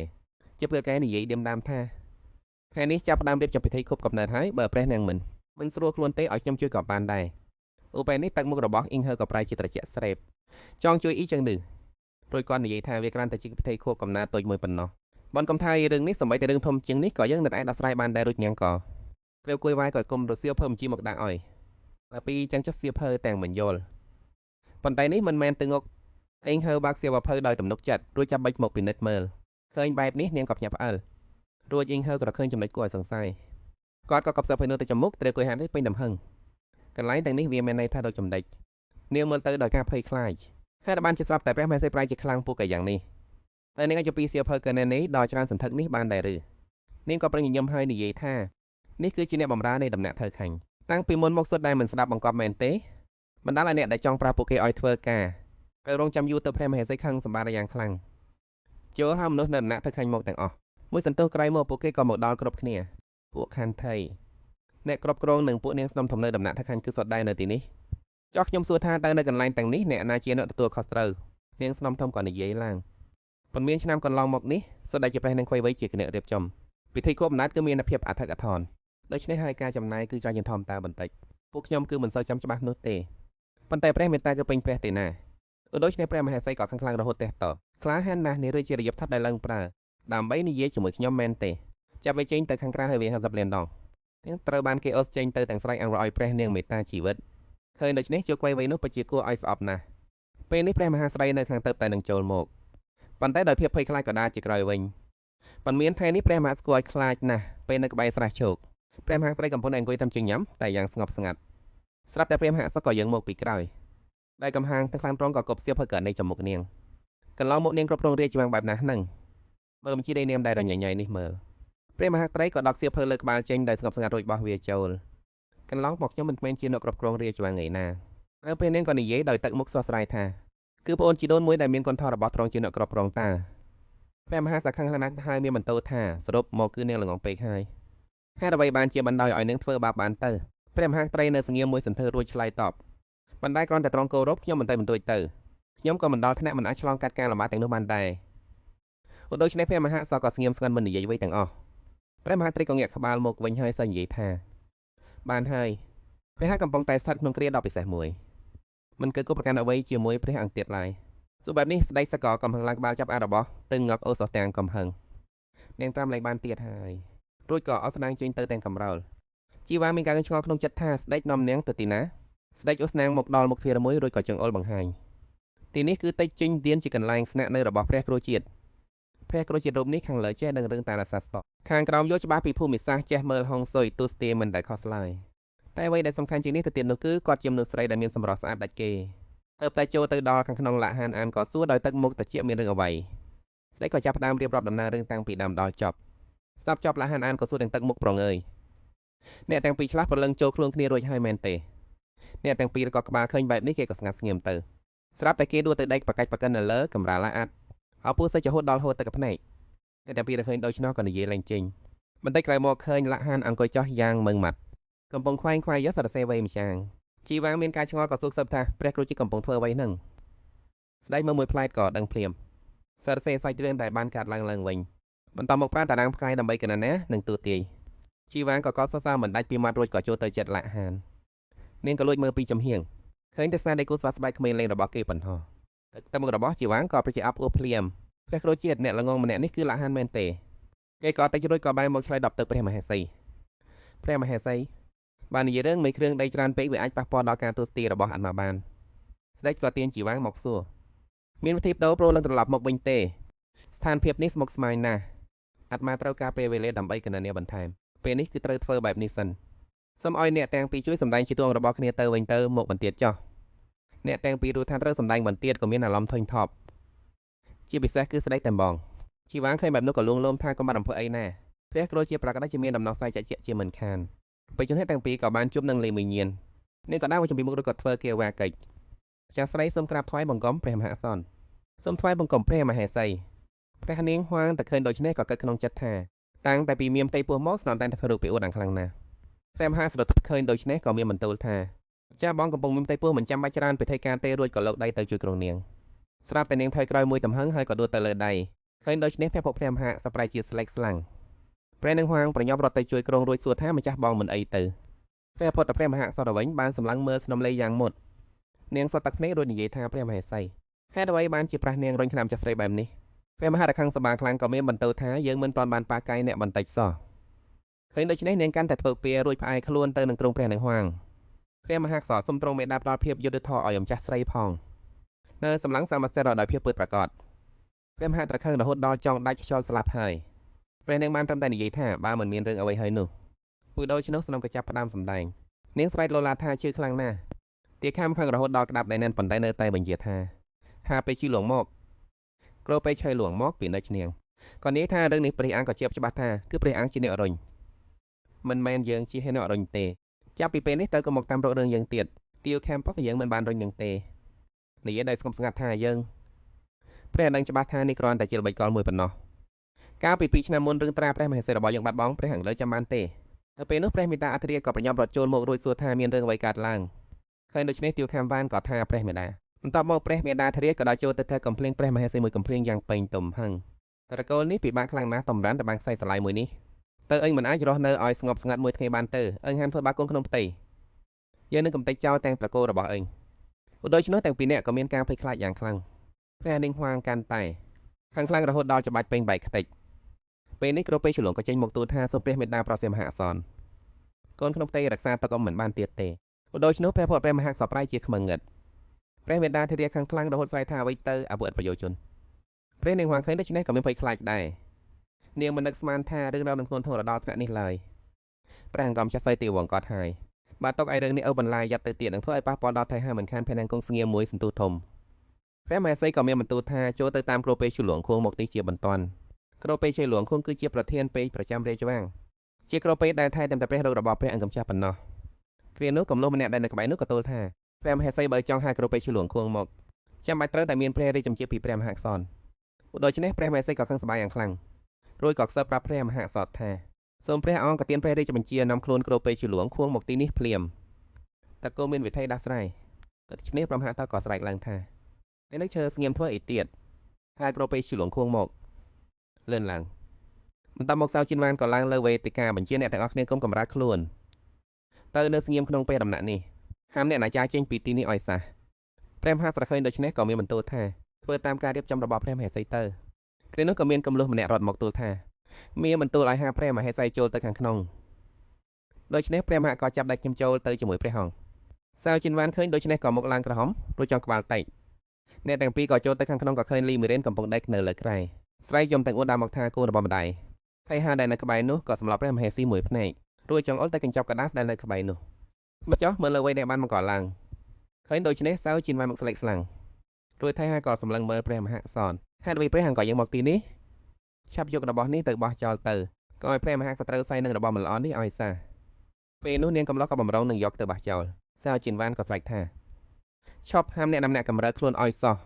ដូច្នេះនាងក៏ភ័យដល់ស្លុតរហូតទួទៅលើដីដួលចោះថៃហាក៏ស្រែកថាហានក្បត់ដូចបញ្ជាមែនទេរួចក៏លើកដៃបំរុងនឹងថេះប៉ុន្តែព្រះមហាក្សត្របានខាត់តាន់ពេលវេលាពេលនោះគ្រូពេជ្រជលួងខួងក៏មកដល់ល្មមខ្ញុំម្ចាស់ខួនទើងថ្វាយបង្គំព្រះមហាក្សត្រនឹងថៃហើយថ្វាយបង្គំព្រះមហេសីព្រះ ព្រះមហេសីមិនយល់ពីស្ថានភាពនេះលោកគ្រូពេជ្រខឹងហើយបានជាលើមកទីនេះពេលឃើញលោកគ្រូពេជ្រមកដល់លេមេនឹងភ័យខ្លាចយ៉ាងខ្លាំងលោកគ្រូពេជ្រខឹងក៏ដើរតម្រង់ទៅចិត្តក្រែការធ្វើដែលលោកគ្រូពេជ្រច្លាតើអាចឲ្យខ្ញុំពិនិត្យមើលបន្តិចបានទេកញ្ញាដែលបំរើនៅទីនោះនិយាយទាំងរដាក់ដប់ថាឆ្នាំនឹងចាក់ចោលបាត់ហើយរីព្រះមហេសីក៏បញ្ជាគេចាប់នាងក្រោកឡើងព្រាមនោះកាក់ឆ្នាំក៏ធ្លាក់ចេញពីខ្លួនរបស់នាងមកលោកគ្រូពេជ្រខឹងហិតមើលបន្តិចរួចក៏កលែកមើលទៅព្រះមហាក្សរប៉ុន្តែព្រះមហាក្សរមីតាំងលោកគ្រូពេជ្រខឹងបាននិយាយថាខ្ញុំមានរឿងមួយមិនតាន់ច្បាស់មិនដឹងថាគួរជម្រាបសួរឬយ៉ាងណាព្រះមហាក្សរក៏ឆ្លើយថានិយាយមកលោកគ្រូពេជ្រខឹងក៏លើកកាក់ឆ្នាំនោះឡើងរួចសួរទៅលោកគ្រូពេជ្រថាក្នុងកាក់ឆ្នាំនេះហេតុអ្វីបានជាមានក្របឆ្នាំបង្កាយរលូតកូនទៅវិញលោកគ្រូពេជ្រឆ្លាក៏ដូច្នោះក៏ភ្ញាក់ផ្អើលយ៉ាងខ្លាំងថាអ្វីណាគាត់បញ្ញប់លុតចង្កង់ចោះក្បាលលើកដីរឿងនេះខ្ញុំមិនដឹងអ្វីទាំងអស់ព្រះមហេសីក៏សួរដោយទឹកមុខត្រជាក់ថាទៅវិញចំជាណារបស់អីគាត់ញោខ្លួនដកវាចេញមកលោកគ្រូពេជ្រខឿងមើលមួយផ្លែតរួចក៏ហុចបន្ទៅឲ្យព្រះមហាក្សត្រតែប៉ុន្តែព្រះមហាក្សត្រមើលហើយក៏មិនយល់អ្វីសោះទើបហុចបន្ទៅឲ្យព្រះមហេសីព្រះមហេសីអានរួចក៏បញ្ជាចាប់ស្រីមរានិងពួកខន្តីទាំងអស់របស់លីមេណេងទៅសាកសួរយ៉ាងតឹងរ៉ឹងឲ្យខ្ញុំព្រះមហាត្រីយានីឃើញស្ថានភាពដូចនេះក៏ងាកទៅសួរនាងថារឿងនេះវាទៅជាយ៉ាងម៉េចលីមេណេងក៏ចាប់ជាប់ជាអោព្រះមហាត្រឡប់ចង្កង់យ៉ាងបង្វត់ថាប្រាក់ដែលជាមានគេចង់ធ្វើបាបទៅបង្គំហើ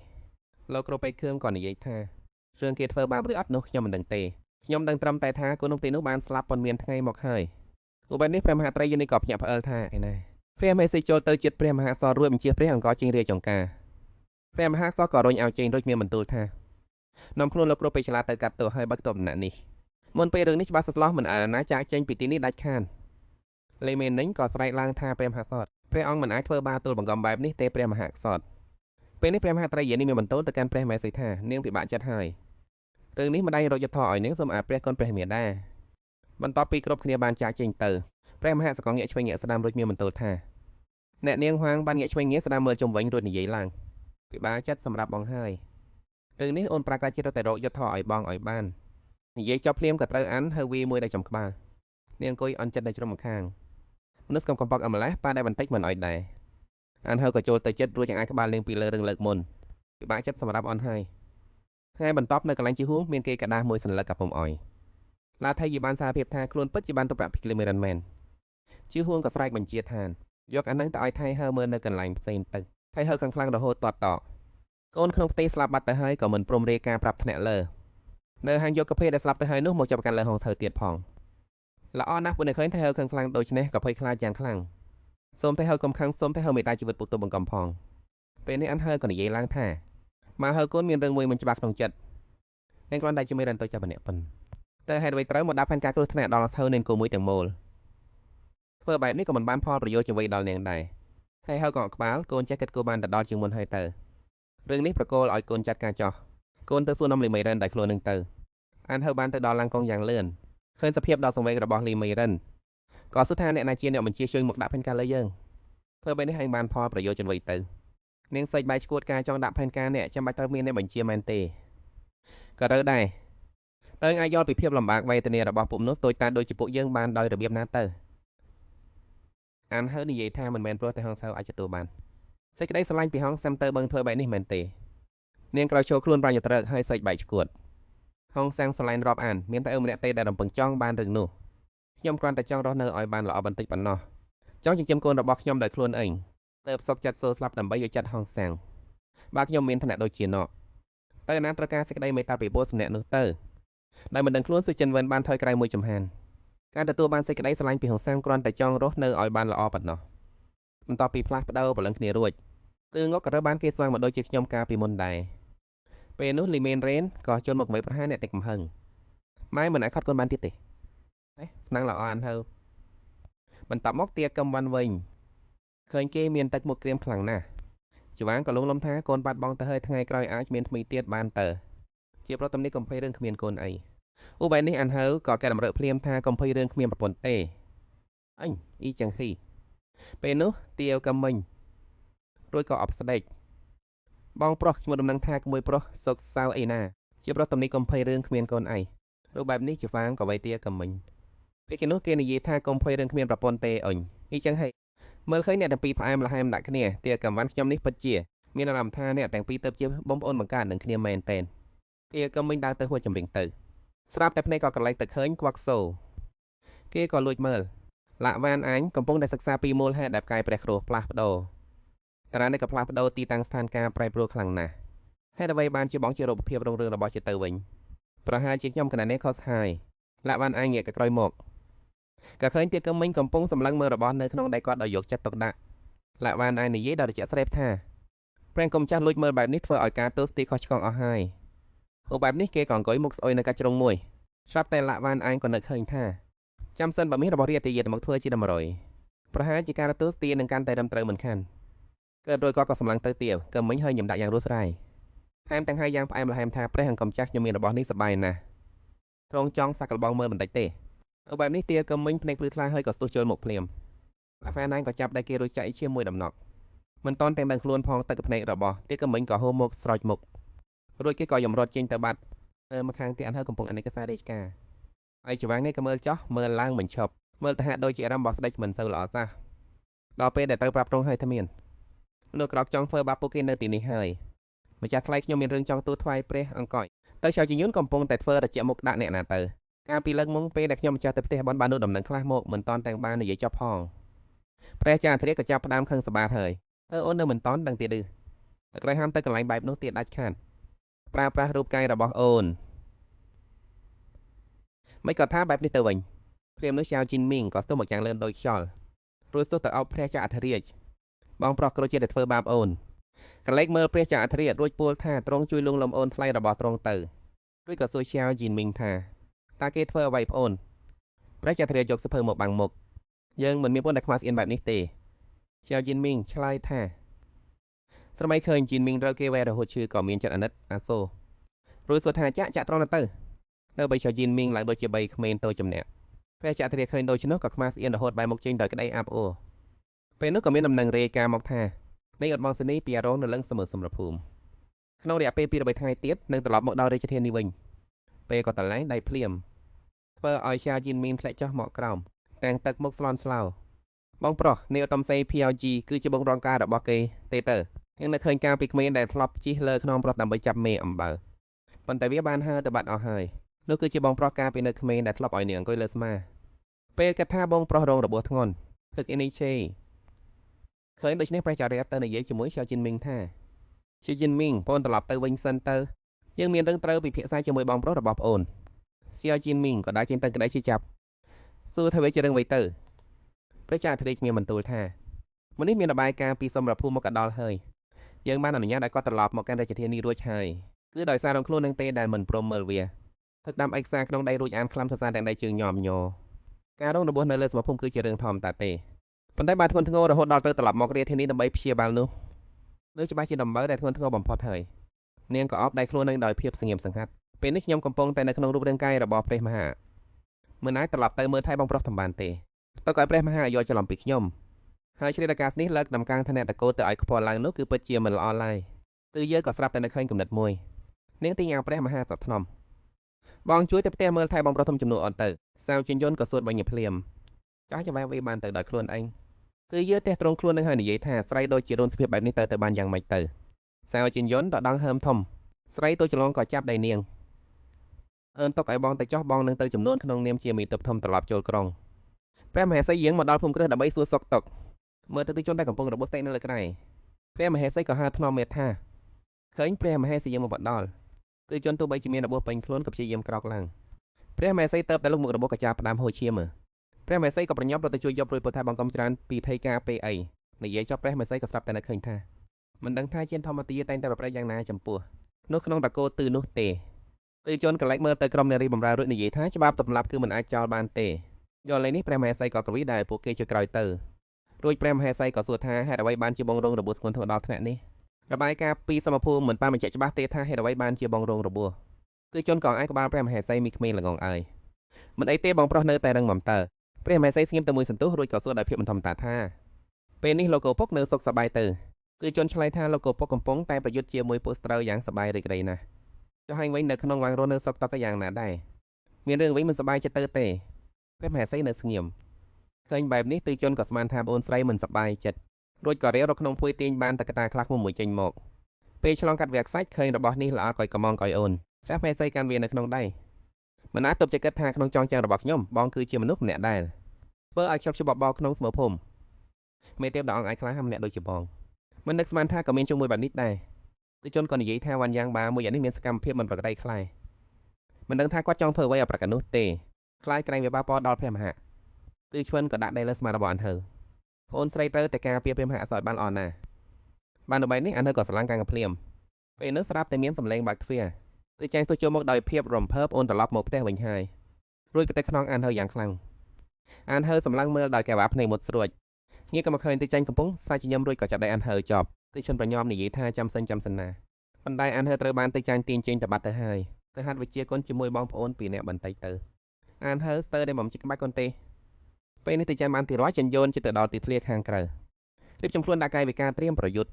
ទាវចិនយន្តមើលទិចែងដោយអស់សង្ឃឹមឃើញទិចែងកណ្ដាប់ដៃមកកាន់ខ្លួនដោយមិនស្ទាក់ស្ទើរទាវចិនយន្តភ័យខ្លាចរហូតស្រែកថាសេហើយប្រញាប់និយាយខ្លាំងថាមិនបានទេទិចែងស្ទើរតែដើររើទាវចិនយន្តទៅហើយសំណាងល្អដែលឈប់តាន់ពេលវេលាគាត់ក៏ឆ្ងល់ហើយសួរថាហាមានរឿងអីទាវចិនយន្តភ័យខ្លាចរហូតវង្វេងអស់ហើយដៃជើងញោមញ័រដោយសារភាពភ័យខ្លាចក៏និយាយដាស់សារដោយប្រញាប់ប្រញាល់ថាប្អូនមិនសូវស្រួលខ្លួនទេមិនអាចហាត់ក្បាច់គុនបានឡើយ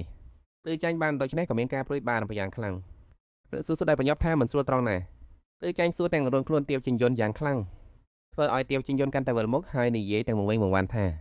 តែប្រហែលជាមានផ្ទៃពោះហើយមើលទៅប៉ុន្តែមិនតាន់បានពិនិត្យឲ្យច្បាស់នៅឡើយទេក៏មករួនទៀតអីទិចែងបានដូច្នេះក៏មិនជិតជាខ្លួននឹងយកដៃកតបមកដោយភាពភ្ញាក់ផ្អើលបន្តមកក៏ដើរជុំវិញខ្លួនប្អូនស្រីដើម្បីពិនិត្យមើលរួចក៏រំរែកយ៉ាងសប្បាយរីករាយហើយស្រែកឡើងថាហើយខ្ញុំចិត្តបានចាស់ហើយទាវចិនយន្តហើយមិនតាន់ឡើយទិចែងរត់ចុះទៅក្នុងផ្ទះហើយស្រែកថាបងប្រុសសៀវយីមានផ្ទៃពោះហើយទិឈ្មោះបាននៅបែបនេះក៏ភ្ញាក់ផ្អើលរហូតនិយាយមិនចេញសម្លឹងមើលទៅប្អូនស្រីរបស់ខ្លួនចំណែកទាវចិនយន្តក៏ឈរនៅស្ងៀមដោយរូបចម្លាក់ដឹងថាត្រូវធ្វើមកយ៉ាងណាឡើយប្រញាប់និយាយដាសាថារឿងនេះមិនតាន់ច្បាស់លាស់នៅឡើយទេកុំស្រែកខ្លាំងពេកអីជាដៃណាំlấy vai Tiêu cầm vân rồi nói không cần biết là nam hay nữ sau này cái để bé học võ cùng Huỳnh khẳng định sau này nó sẽ là đệ nhất thiên hạ Tiêu Cẩm Vân rất tức giận đáp lại Nếu là con chị trai thì phải làm thái tử làm gì còn thời gian học võ nữa chứ Tu Tranh thẳng thắn nói lại thế thì càng phải học mà xỉ chính vì không hiểu binh pháp nên mới bị mấy lão đại thần đó bắt nạt Tiêu Cẩm Vân nghe vậy thì thấy rất nhột không dừng lại ở đó Tu Tranh còn nói tiếp tốt nhất muội đừng nên vọng tưởng Hoàng thượng không hề sủng ái muội đâu Tiêu Cẩm Vân càng thấy nhột hơn nữa nàng trầm mặc suy nghĩ hóa ra cả nhà họ Từ đều biết mình không được hoàng thượng sủng ái Tu Quân điềm đạm nói bọn ta tùy thường chinh chiến bên ngoài nhưng vẫn không đến nỗi ngây thơ đến thế đâu nay nhà họ Tu như cây cao đón gió lớn triều đình tranh quyền hậu cung tranh thủng chuyện truyền đến tai hoàng thượng chắc chắn đã bị thêm mắm dặm muối không ít hoàng thượng nhất định nói đến đây Tu Quân dừng lại một chút rồi khẽ nói không lập thái tử cũng tốt chỉ cần muội được bình an là được rồi những lời của Tu Quân như nhát dao vô hình đâm thẳng vào lòng Tiêu Cẩm Vân Tiêu Cẩm Vân siết chặt món quà trong tay ân hận và đầy dứt khôn nguôi một lát sau trên tiễn Tiêu Cẩm Vân ra về Tiêu Cẩm Vân bước lên xe ngựa ngó ra ngoài rèm cửa vẫn thấy Tu Trang đang nhiệt tình vẫy tay chào tạm biệt mình Tiêu Cẩm Vân buông rèm xuống ngồi trong xe ngựa trầm tư hồi lâu nhớ lại khuôn mặt vui vẻ reo hò của Tu Trang ta sắp được làm thúc thúc rồi và cả những lời ân cần của Tu Quân đứa nhỏ chỉ cần là một vị vương gia nhàn tản như vậy nhà họ Tu mới có thể bảo vệ được cháu đại ca cũng có thể vì quốc gia mà chinh chiến thêm nhiều năm nữa Tiêu Cẩm Vân nhắm nghiền mắt lạiក្នុងចិត្តរបស់ត្រង់ពេលនេះមានតែពាក្យថាគ្រួសារតែប៉ុណ្ណោះនៅពេលជាមួយគ្នានោះទើងងក់កំពុងតែវឹកហាត់ក្បាច់គុនយ៉ាងស្វិតស្វាញក្តាប់ដែលនីមួយពូវាយ៉ាងដាច់ណាស់ទៅលើបាខ្សាច់ខ្លាំងរហូតដល់ស្បែកដែលដាច់រលត់អស់ទើងងក់ជួតញើសរួចលើកតែមកផឹកមួយក្អឹកធំដើម្បីកម្លាំងនាងដកដងហាមធំយ៉ាងស្រស់ស្រាយមួយខ្យល់រួចចោអូតាមក្នុងចិត្តថារូបកាយរបស់វូនធើងម្នាក់នេះខ្សោយពេកហើយច្បាស់ជាត្រូវវឹកហាត់ឲ្យបានច្រើនទៅបានសៀវកឹមដែលឈរនៅខាងក្រៅទ្វារក៏សួរថាខ្សោយត្រង់ណាទើងងក់ភ្ញាក់ព្រើតរហូតដល់ព្រួសទឹកចេញពីមាត់ទើងងក់ប្រញាប់ជូតមាត់ហើយសួរដោយភ័យស្លន់ស្លោថាត្រង់យាងមកតាំងពីពេលណាមករួចដូចជានឹកឃើញជាម្យ៉ាងទើងងក់ប្រញាប់រត់សម្ដៅទៅរកសៀវកឹមវិននាងចាប់ប្រឡុកដៃគាត់យ៉ាងខ្លាំងហើយសួរថាបងធំរបស់ខ្ញុំយ៉ាងម៉េចហើយសៀវកឹមវិនមានអារម្មណ៍ថានិស្ស័យបែបនេះរបស់ទើងងក់គឺដូចជាទើងចាញ់គ្មានខុសដូចជាយកប្រមុខចាក់ចេញជាមុខអ៊ីចឹងសៀវកឹមវិនប៉េះដៃទើងងក់ចេញរួចឆ្លើយយ៉ាងនឹងរដ្ឋាបណ្ដាអាសន្ននេះគ្មានអ្វីគួរឲ្យបារម្ភទេឲ្យឃើញវិញចេញមកក៏ពិនិត្យមើលទៅក្នុងខ្លាំងរបស់ត្រូវមានថ្នាំព្យាបាលរបួសដ៏ល្អបំផុតយកវាទៅជូនមួយ10ទៅទើងងក់ក៏ដូចនេះក៏និយាយរដាក់10សួរថារឿងនេះមិនសមរម្យទេដឹងសៀវកឹមវិនមិនដឹងថាត្រូវបង្ហាញសេចក្តីល្អរបស់ខ្លួនយ៉ាងណាទេក៏ឆ្លើយយ៉ាងអំណត់ថាភាវខីលោកឧត្តមសេនីយ៍ការពារព្រមតែនប្រឆាំងស្ត្រីយ៉ាងអង្អែលរហូតដល់រងរបួស នេះសូដៃជាអ្វីដែលគាត់តែទួលបាននាងកំកិច្ចច្រើនអីទើងងក់ឃើញស៊ូកឹមវិនចូលចិត្តទុកដាក់នឹងបងធំរបស់ខ្លួនទើបគិតក្នុងចិត្តថាមិនដឹងថាបងធំរបស់ខ្ញុំឲ្យវងធើងផឹកខ្ញុំសំអ្វីទៅបានជាយ៉ាងនេះពេលនេះទើងងក់ទៅសួរដល់បងប្រុសទី2ពិតមែនហើយបងទី2របស់ខ្ញុំមិនបានធ្វើអ្វីដែលគ្មានគេខ្មាស់មែនទេ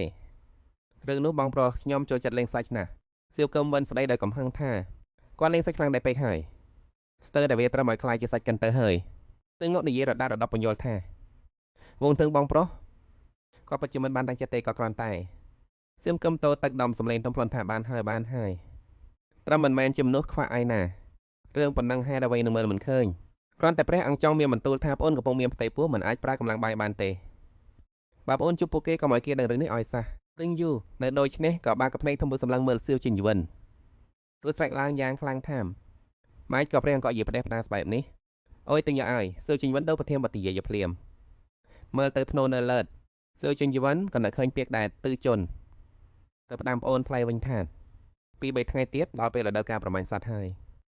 ពេលនោះវិញយ៉ាងប៉ាក៏ទៅដែរអឹងត្រូវប្រយ័ត្នគាត់បន្តិចប៉ុន្តែអ្វីដែលទិញយកចាប់អារម្មណ៍មានតែរឿងប្រមាញ់សត្វប៉ុណ្ណោះតែក៏ដល់ពេលដែលខ្លួនអាចជិះសេះលេងតាមចិត្តអ៊ីនធ្នូបានព្រួញពេញទីធ្វើឲ្យភ្នែកនឹងភ្លឺចិញ្ចាយនឹងរត់ចេញទៅខាងក្រៅដោយក្តីរំភើបហើយក៏មិនភ្លេចស្រែកផ្ដាំមកវិញថាប្អូនទៅហាត់សិនហើយហាត់ជាសេះសៀវជីនវិនមើលក្នុងរបស់ទិញយកដែលកំពុងឆ្ងាយទៅជាអូឋានស្រីតូចច្រងងអាយបងប្រុសរបស់នាងថែមទាំងផ្ដាំឲ្យនាងការពារព្រះអង្គទៀតក្រសែភ្នែករបស់សៀវជីនវិនប្រែជាមុតស្រួចនឹងមោះមុត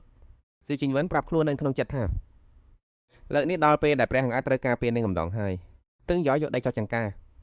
រសម្លឹងមើលទៅក្រៅបង្អួចដោយភាពអន្ធាសាក្នុងចិត្តនាងគិតតែពីថ្ងៃប្រមាណសត្វមិនឈប់ស្រាប់តែមានមនុស្សម្នាក់ដើរមកពីក្រោយរួចហៅព្រះមហាសរ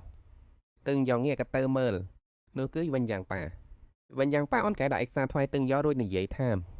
នេះជាផែនការការពារសន្តិសុខសម្រាប់ការប្រមាណសត្វសូមព្រះមហាក្របពិនិត្យមើលស្ដីសង្ឃឹមថាព្រះអង្គនឹងពិនិត្យមើលទិញយកអានវាមួយជុំរួចជួយបាច់គូស្រងវងតចំណុចមួយហើយនិយាយដោយគិតគូរថាការពារនៅកន្លែងនេះខ្សោយណាស់ត្រូវបន្ថែមមនុស្សឲ្យច្រើនជាងនេះទៅទៀតនៅត្រង់នេះនឹងត្រង់នេះផងដែររឿងនេះធ្វើឲ្យយ៉ាងប៉ាមានការភ្ញាក់ផ្អើលយ៉ាងខ្លាំងពួកក្នុងចំណងចាំរបស់គាត់មហាសមិនដែលចេះដឹងរឿងយោធាអ្វីឡើយទិញយកឯកសារទៅឲ្យវិញយ៉ាងប៉ាវិញនៅទឹកមុខត្រជាក់ជួយចាំទុកវិញយ៉ាងប៉ាអ្នកទទួលបន្ទុកជាមេតោការពារគឺជាទូនាទីដ៏សំខាន់ណាស់ត្រូវតែប្រុងប្រយ័ត្ននិងត្រៀមខ្លួនជានិច្ចចំពោះរឿងដែលមិនតាន់កាត់ឡើងលោកវ៉ាន់យើងបានញញឹមចង់មកឆ្លើយបែបឲ្យតែរួចពីខ្លួនថាសូមឲ្យព្រះអង្គសម្រេចចិត្តតាមការគួរចោះព្រះអង្គទូលព្រះបង្គំជាខ្ញុំនឹងធ្វើតាមបញ្ជាបន្តមកគាត់ក៏សួរទៅទាំងអត់ថាពីការប្រមាណសត្វលើកនេះមិនថាព្រះរាជាចង់នាំព្រះសម្រុតទៅជាមួយដែរឬទេដើម្បីខ្ញុំចាត់រៀបទុកដាក់ឲ្យបានល្អទៅគរីដែលឆ្លើយយ៉ាងត្រជាក់ថាព្រះសំទងខ្សោយរាងកាយតំផ្លន់នាំទៅជាមួយដើម្បីអ្វីគឺនាំទៅជាមួយតែព្រះអាគមហេសីម្នាក់ប៉ុណ្ណោះលោកវ៉ាន់យើងបានក៏សួរទៀតថាបាននោះដំណឹងថានាយឧត្តមសេនីយ៍ភឿគីត្រឡប់មកវិញហើយតើចាំបាច់ត្រូវឲ្យនាយឧត្តមសេនីយ៍ទៅជាមួយដែរឬទេទាំងអកកលេចមើលមួយផ្លែរួចឆ្លើយយ៉ាងត្រជាក់ថានាយឧត្តមសេនីយ៍នៅលើខ្លួនមានរបួសតើឲ្យទៅតាមធ្វើអ្វីលោកវ៉ាន់យើងបានក៏ឈប់សួរទៀតញញឹមចង់បាត់ហើយឆ្លើយថាដឹកបេថាក៏ដូច្នោះខ្ញុំចាស់សូមទៅដូចចម្រៀងនៅថ្ងៃពិធីរ៉ូម៉ានរដូវស្លឹកឈើជ្រុះអាកាសធាតុរស់ស្លាល់អន់ណាស់សំឡេងស្ក៏រឡើងយ៉ាងកងរំពងថាទុំទីតាំងដែលខាងព្រះរាជធានីទីលានប្រមាណតេសិនទៅងុកនឹងទេកំបានឈរលើវេទិកាខ្ពស់ស្លៀកពាក់ចុះក្រហម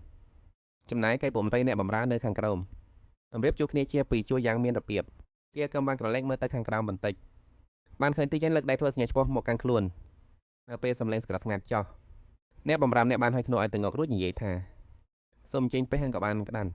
គេកំបានខ្លាចទៅងុកបណ្ដឹងក៏សឹបប្រាប់តែបត្រជាកថាដើម្បីបើកពិធីប្រមាញ់ព្រះរាជាចាំបាច់ត្រូវបានក្តាន់មួយក្បាលបន្តមកទាកំបានក៏ចង្អុលទៅកាន់ក្តាន់តែកំពុងតែចងជើងតែមួយនៅលើទីលានក្តាន់នោះសម្លឹងមើលទៅពួកគេទាំងមើលងាយក្នុងចិត្តថាពួកមនុស្សសងងក្លើនេះអើយ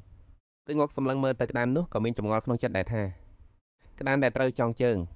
បែបនេះមិនមែនជាការរបោកប្រាស់អ្នកដទៃទៅអីដូច្នេះទៅងុកក៏មិនជាឲ្យដោះលែងក្តាន់នោះចេញធ្វើឲ្យពួកមន្ត្រីទាំងអស់ភ្ញាក់ផ្អើលជាខ្លាំងក្នុងចិត្តគិតក្នុងខ្លួនថាវិជាបាញ់ធ្នូរបស់ព្រះរាជាប្រហែលជាអន់ខ្លាំងហើយបើមិនចង់វាຕົកទៅបានត្រូវដោយរបៀបណាសូម្បីតែមន្ត្រីខាងថៃនៅក្បែរនោះក៏ព្រួយបានរំប្រហាយខត់ថាព្រះរាជាទៅងុកគ្រាន់តែដោះឲ្យធំចេញយ៉ាងស្ងប់ស្ងាត់ដើម្បីត្រៀមខ្លួនមកក្តាន់រីឯនៅខាងក្រោមវិញក្រុមមន្ត្រីស៊ីវិលនាំគ្នាបារម្ភនឹងជាចាំអរ៉ាមមិនឈប់ចំណែកឯក្រុមមន្ត្រីយោធាវិញបែរជាចំអាក់ក្លោកឡើយពួកគេអត់ដែលមើលរឿងសបាយដោយយកចិត្តទុកដាក់ព្រាមពីនោះពេលដែលសត្វប្រាស្រូវបានដាល់លែងវាបានរត់លឿនដូចហោះទិញយកក៏បញ្ញប់ឡើងសេះតែងតាមយ៉ាងលឿននាងដល់ព្រួញមួយដើមចេញមកតម្រង់ចំគោដើរហើយបានតែម្ដងសត្វប្រនោះក៏ត្រូវព្រួញចាក់តម្លោះក៏ភ្លាម វាដួលរមៀតធ្លាក់ទៅលើដីខ្ញុំ search យ៉ាងពេញចិត្តចំណែកគេពួកមន្ត្រីទាំងអស់ពីរនាក់នាំគ្នាហាក់មាត់ស្ងើចចេះសរសើរមិនដាច់ពីមាត់ពួកគេនាំគ្នាលុតចង្កន់ថ្វាយបង្គំហើយស្រែកខ្លាំងបាត់ថាហងស្ទឹងពិតជាពូកែទាំងការងាររដ្ឋបាលនិងកិច្ចការសឹកសង្គ្រាមមែនបានមានល្បីល្បាញពេញសកលលោកបន្ទាប់ពីចប់កម្មវិធីបរបាន Surprise ពួកមន្ត្រីនាំគ្នាជេរសរសើរមិនដាច់ពីមាត់មិននេះហងស្ទឹងពិតជាខ្លាំងមែនពិតមែនហើយឆាវចិនវិញដូចនេះបានត្រឹមតែនិយាយមិនចេញក្នុងចិត្តនាងលុយជាទឹងយកថានាងក្មេងឈួតអាយទឹងយកដើរទៅរកឆាវចិនវិញដោយក្តីរីករាយនាងចាប់ដៃគេទីមទៅចោះទៅជិះសេះលេងឆាវចិនវិញដើរទៅនិយាយទៅថាពេលនេះខ្ញុំជាស្រីម្នាក់តែអាចជិះសេះដោយរបៀបណាទៅទឹងយកធ្វើមុខស្ងើយសួរត្រឡប់វិញថាជាស្រីហើយចោះយ៉ាងម៉េចខ្ញុំក៏ជាស្រីដូចគ្នាដែរឆាវចិនវិញគិតក្នុងចិត្តមើលទៅទឹងយកដោយមិននិយាយអ្វីទាំងអស់ពេលនោះឆាវចិនមិញក៏ដើរកាត់មកឃើញបងប្រុសក៏រត់មកអបស្មាហើយនិយាយថាបងប្រុសតោះទៅបានតន្សាយគ្នាលេងទឹងយកកលែកមើលឆាវចិនវិញដែលនៅពីក្រោយក្នុងចិត្តមានអារម្មណ៍ស្ដាយក្រោយខ្ញុំចង់ជិះសេះជាមួយគេតាដែលអាបងឆាវចិនវិញឈួតនេះដោយសារមិនអាចទៅជិះសេះជាមួយឆាវចិនវិញបានទឹងយកក៏ព្រមទៅជាមួយឆាវចិនមិញដោយក្តីរំភើបថាតោះទៅឆាវចិនវិញមើលតាមខ្នងពួកគេបានត្រឹមតែជិះក្នុងចិត្តថាអបិនអ្នកឈួតនេះឆាវចិនមិនដើរត្រឡប់ទៅជំរុំតែម្នាក់ឯងហើយឃើញតង់ពីរឆាវចិនមិនឆ្ងល់ក៏សួរទៅខណ្ឌថៃហេតុអ្វីបានជាខ្ញុំមិនបានស្នាក់នៅតង់ជាមួយហឹងស្ទឿងខណ្ឌថៃឆ្លើយដោយពិបាកចិត្តថានេះគឺជាការរៀបចំរបស់លោកម្ចាស់វិញយ៉ាងគាត់និយាយថាឆ្នាំនេះគ្មានស្រណោផ្សេងតាមមកទេតង់ក៏មានច្រើនដែរដូច្នេះគ្រាន់តែឈ្មោះលោកម្ចាស់វិញយ៉ាងឆាវចិនវិញក៏មានការសង្ស័យក្នុងចិត្តក៏មានការប្រុងប្រយ័ត្នបន្តិចដល់ពេលយកមនុស្សម្នាក់ក៏នាំគ្នាមកជួបជុំគ្នាឡៅគុនណាងต่างพากันชื่นชมไม่ขาดปากว่าฝ่าบาททรงพระปรีชาสามารถยิ่งหนักฝ่าบาททรงเก่งกาจจริงพยาคาล่าสัตว์ได้มากมายขนาดนี้เซียวจินยุนโกรธจนตัวสั่นแอบด่าถูอวิอยู่ในใจทำตัวอวดเบ่งแสดงอำนาจแบบนี้และต่อไปข้าจะทำอย่างไรดีถูอวิเดินตรงเข้าไปหาเซียวจินยุนเซียวจินยุนเลยระบายความโกรธใส่ถูอวิจะทำเกินไปแล้วนะเดี๋ยวก็เผยพิรุธหรอกรู้จักพอดีบ้างสิถูอวิทำหน้ามึนงงฮะในอ้อมกอดมีกระต่ายตัวหนึ่งโผล่หัวออกมาเซียวจินหยุนสบตากับเจ้ากระต่ายนั้นก็จะถามถูวิด้วยน้ำเสียงเย็นชาสัตว์ที่ล่าได้ทำไมไม่เอาไปไว้ทางนั้นล่ะพร้อมกับเอื้อมมือไปคว้าตัวกระต่ายดึงออกมาถูวิทำหน้ามุยตอบสัตว์ที่ล่าอะไรกันเล่าหม่อมฉันจะเอาไปเลี้ยงในวังต่างหากละเพคะฝ่าบาทดูสิมันออกจะสง่างามขนาดนี้เซียวจินหยุนอุ้มกระต่ายขึ้นมาแล้วคัดค้านทันทีเป็นถึงเจ้าแผ่นดินกับแอบซ่อนกระต่ายไว้ตัวหนึ่งแล้วจะเอาหน้าไปไว้ที่ไหนไม่ให้เลี้ยงพูดจบเซียวจินหยุนก็อุ้มกระต่ายเดินหนีไปถูวิมองตามน้ำตาคลอพลางร้องเรียกอย่างเจ็บปวดเจ้ากระต่ายพอดึกดื่นขณะที่ถูวิกำลังหลับไหลก็มีใครบางคนเปิดน้ำมันในห้องของนางเข้ามาถูวิสะดุ้งตื่นทันทีและรู้สึกตัวว่าม่านกำลังเปิดออกถูวิลุกขึ้นนั่งมองออกไปข้างนอกอย่างงุนงงเกิดอะไรขึ้นกันแน่ข้างนอกไม่มีทหารยามเลยหรือไงหายไปไหนกันหมดลึกเข้าไปในม่านมีเงาร่างสีดำลางในมือถือมีดคมนั่นคือมือสังหารมันยืนอยู่ข้างหลังตัดสินใจใช้มีดแทงตรงไปที่ถูวิทันทีในขณะที่นางยังคงมัวแต่มองออกไปนอกม่านมีดนั้นเวียงเข้ามาหาถูวิแต่นางมีปฏิกิริยาตอบสนองที่ไวมากรู้ตัวทันทีและหลบได้ถูวิจ้องมองไปรีบวางมือปัดมีดของมือสังหารจนหลุดจากมือสังหารกุมมือตัวเองด้วยความเจ็บปวดและโกรธแค้นมันกัดฟันมองถูวิก่อนจะชักมีดอีกเล่มออกมาจากตัวถูวิตะโกนถามเสียงดังแกเป็นใครแต่มือสังหารคนนั้นไม่ตอบอะไรเลยละเอียดและการบัดเฉพาะเตอร์โรกจำเป็นมุขเขตกรนู้เต็มตองเนียงสไลเจคลังบัดท่าวิเชียก่อนในกรอนไตชมาเกลบ้านนี้ขานมดไฟจากดอกกระเดือเขตกรเตอร์เกย์ไว้ดูกับมุกเตอร์หนังใดเกย์ออฟมุกแต่งไฟคลายเมื่อเติร์ดขนมจัดท่าห้าตะไวบ้านจิกบัดก้นระบอบอัธเรียจะสลับไตคลังคลายแบบนี้เตรียมนุกเขตกรกรอกล้างรถเจงตะกร้าติงออกซิมออฟมุกแต่งปุยบารมกระทางออฟให้ในกระบะนี้มีเพื่อจะอัธเรียจะพองก็ดังคล้วนท่าเมียนเกย์สำรอกจนพวกขนมเหมือนตัวระบอบคล้วนประยอบรอดมองโดยสายขาท่าประหอ่องปันได้เหมือนตอนมันอยากจะประโยคพองก็เคยเครียดโดยการบัดขับมันไปไทยเตียวแคมเบรียมท้ายกลมโจนมกหน้าบางมันจังเต็มใส่หนึ่งบาทบองจีวัดข้างคลังนำปันได้มันไอเทอร์ใบไหลน้องเจ้าดอกบอลเนืองเมียนกาบานออกอย่างคลังงามหายประจ่าทะเลเมียนขบายคนไอสมบัยแต่บันติดเพิ่มไม้หนึ่งจุยเพื่อองบานเตอร์คือแคมแวนไว้ขึ้นตันไซก่อนปงโชนเลิศก็เลิกเจิงตัวตันนุเพลียมตันไซดอยซาได้เพียบไปคล้ายกับโลพลอดล่างเพลียมปกนุบ้านเฟอร์จีสู้คลังใบดำใบบอลลอมพนัยเขดากอลอยไซเขดักโรวอลแต่ออฟติวแคมเปญจอบแต่ไซก็สู้โจลหมกโดยเหมือนเดินคล้วนตามไปกำทอมเจียดเกก็เลิกได้หมกบางหมกตีแกมก็เฉลี่ยแต่การสู้รถเกจะคล้วนใจหมกรวมแต่งปลาสัญญาชิโนเจตไดเตอร์ด้วยปัญญาตัวเขดักนุแต่เลิศใดที่ฮันเยี่ยมในทางกลางโซโจมกทามาเฮไซแต่มีเรื่องไว้เมนเตที่แคมเฟนเหมือนบ้านชลายตอบกรอนแต่ปลาได้เฟอร์สัญญาเขดับแหนนุ ក៏ធ្វើតាមរហូតដល់គេសន្លប់បាត់ស្មារតីសម្បូរមកចេញមកអីក្បែរនោះមានសរសៃមួយក្បាលតែមុននេះដោយសារតែភ័យពេកក៏ស្លាប់តាមទៅដែរសង្ស័យក៏សួរទីខេមវិញថាហេតុអ្វីមិនស្រែកហាទាហានឲ្យចូលមកធ្វើខេមអប់ទន្សាយឡើងរួចឆ្លើយទាំងការគិតគូរថារឿងនេះមិនសមដោយដែលយើងគិតនោះទេដំបងគុំតនអាស្រ័យហើយឆ្មាមកដោះស្រាយអីបន្ទាប់ពីហើយទីចាញ់ក៏សួរតែក្តីព្រួយបារម្ភថាសិស្សជញ្ញុនរីទៅយូបានសេប្រាប់ទីហាននៅខាងក្រៅថាព្រះមហាសីកំពុងតែភ័យខ្លាចពួកកងថៃទៅវិញឲ្យអស់ទីហានខាងក្រៅក៏ឆ្លើយដបថាព្រះករុណានៅខាងក្នុងគឺចាញ់មើលទៅជន់លួចចលាក់នោះពីនិចមើលយូក៏សំរួចក៏កវីដៃហើយទៅយូនឹងសៅជញ្ញុនពេលមកដល់ក៏ចង្អុលទៅជន់ទូតលាក់នោះហើយនិយាយថាមើលចោះទៅយូនឹងសៅជញ្ញុនក៏សម្លឹងរួចនិយាយព្រមគ្នាថាស្នាមសាក់បាល់ចចកទៅយូកាន់កាំបិតរបស់ជន់លួចលាក់នោះឡើងហើយសង្ស័យថាទៅអាចជានរណាទៅសៅជញ្ញុនក៏យ៉ាងជ្រៅជ្រះរួចនិយាយថាទីគ្នាលិនត្រូវបានការពារយ៉ាងតឹងរឹងម្លេះមនុស្សពីខាងក្រៅមិនអាចចូលមកធ្វើឃាតបានដោយងាយសោះប្រាកដជាមានអ្នកក្បត់ក្នុងជួយយើងហើយលោកបានទៅដោយឆ្នេះហើយតាំងចាំងសុទ្ធតែបង្ហាញការភ្ញាក់ផ្អើលដាក់ទៀវកំហ្វេន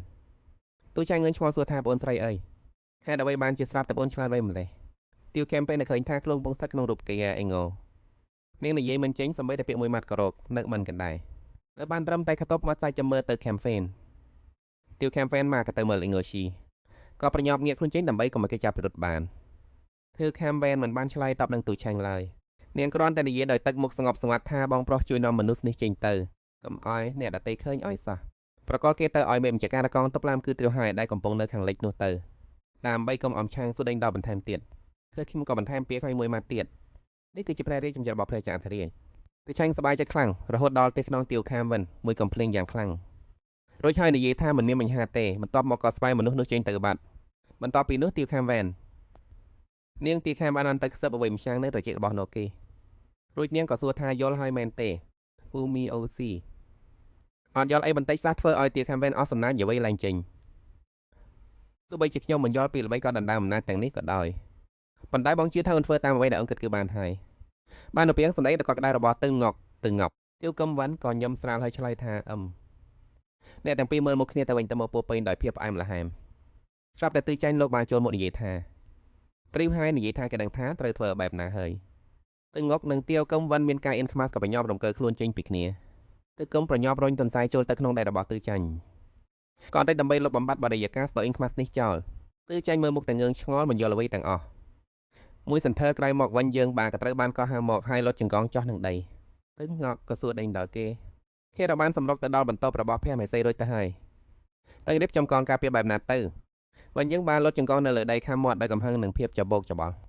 តង់របស់ព្រះមហេសីតើអាចទៅរួចទេដែលព្រះរាជាយ៉ាងទៅដេកនៅតង់របស់ព្រះមហេសីទើបធ្វើឲ្យខៀកុំមិនអាចចោះដែរបានមិនមែនពួកគេមិនចោះសម្រុងនឹងគ្នាទៅងក់ខឹងសម្បាហើយចេញបញ្ជាទៅកាន់វិញយើងបានថាទៅរកវាជាឃើញ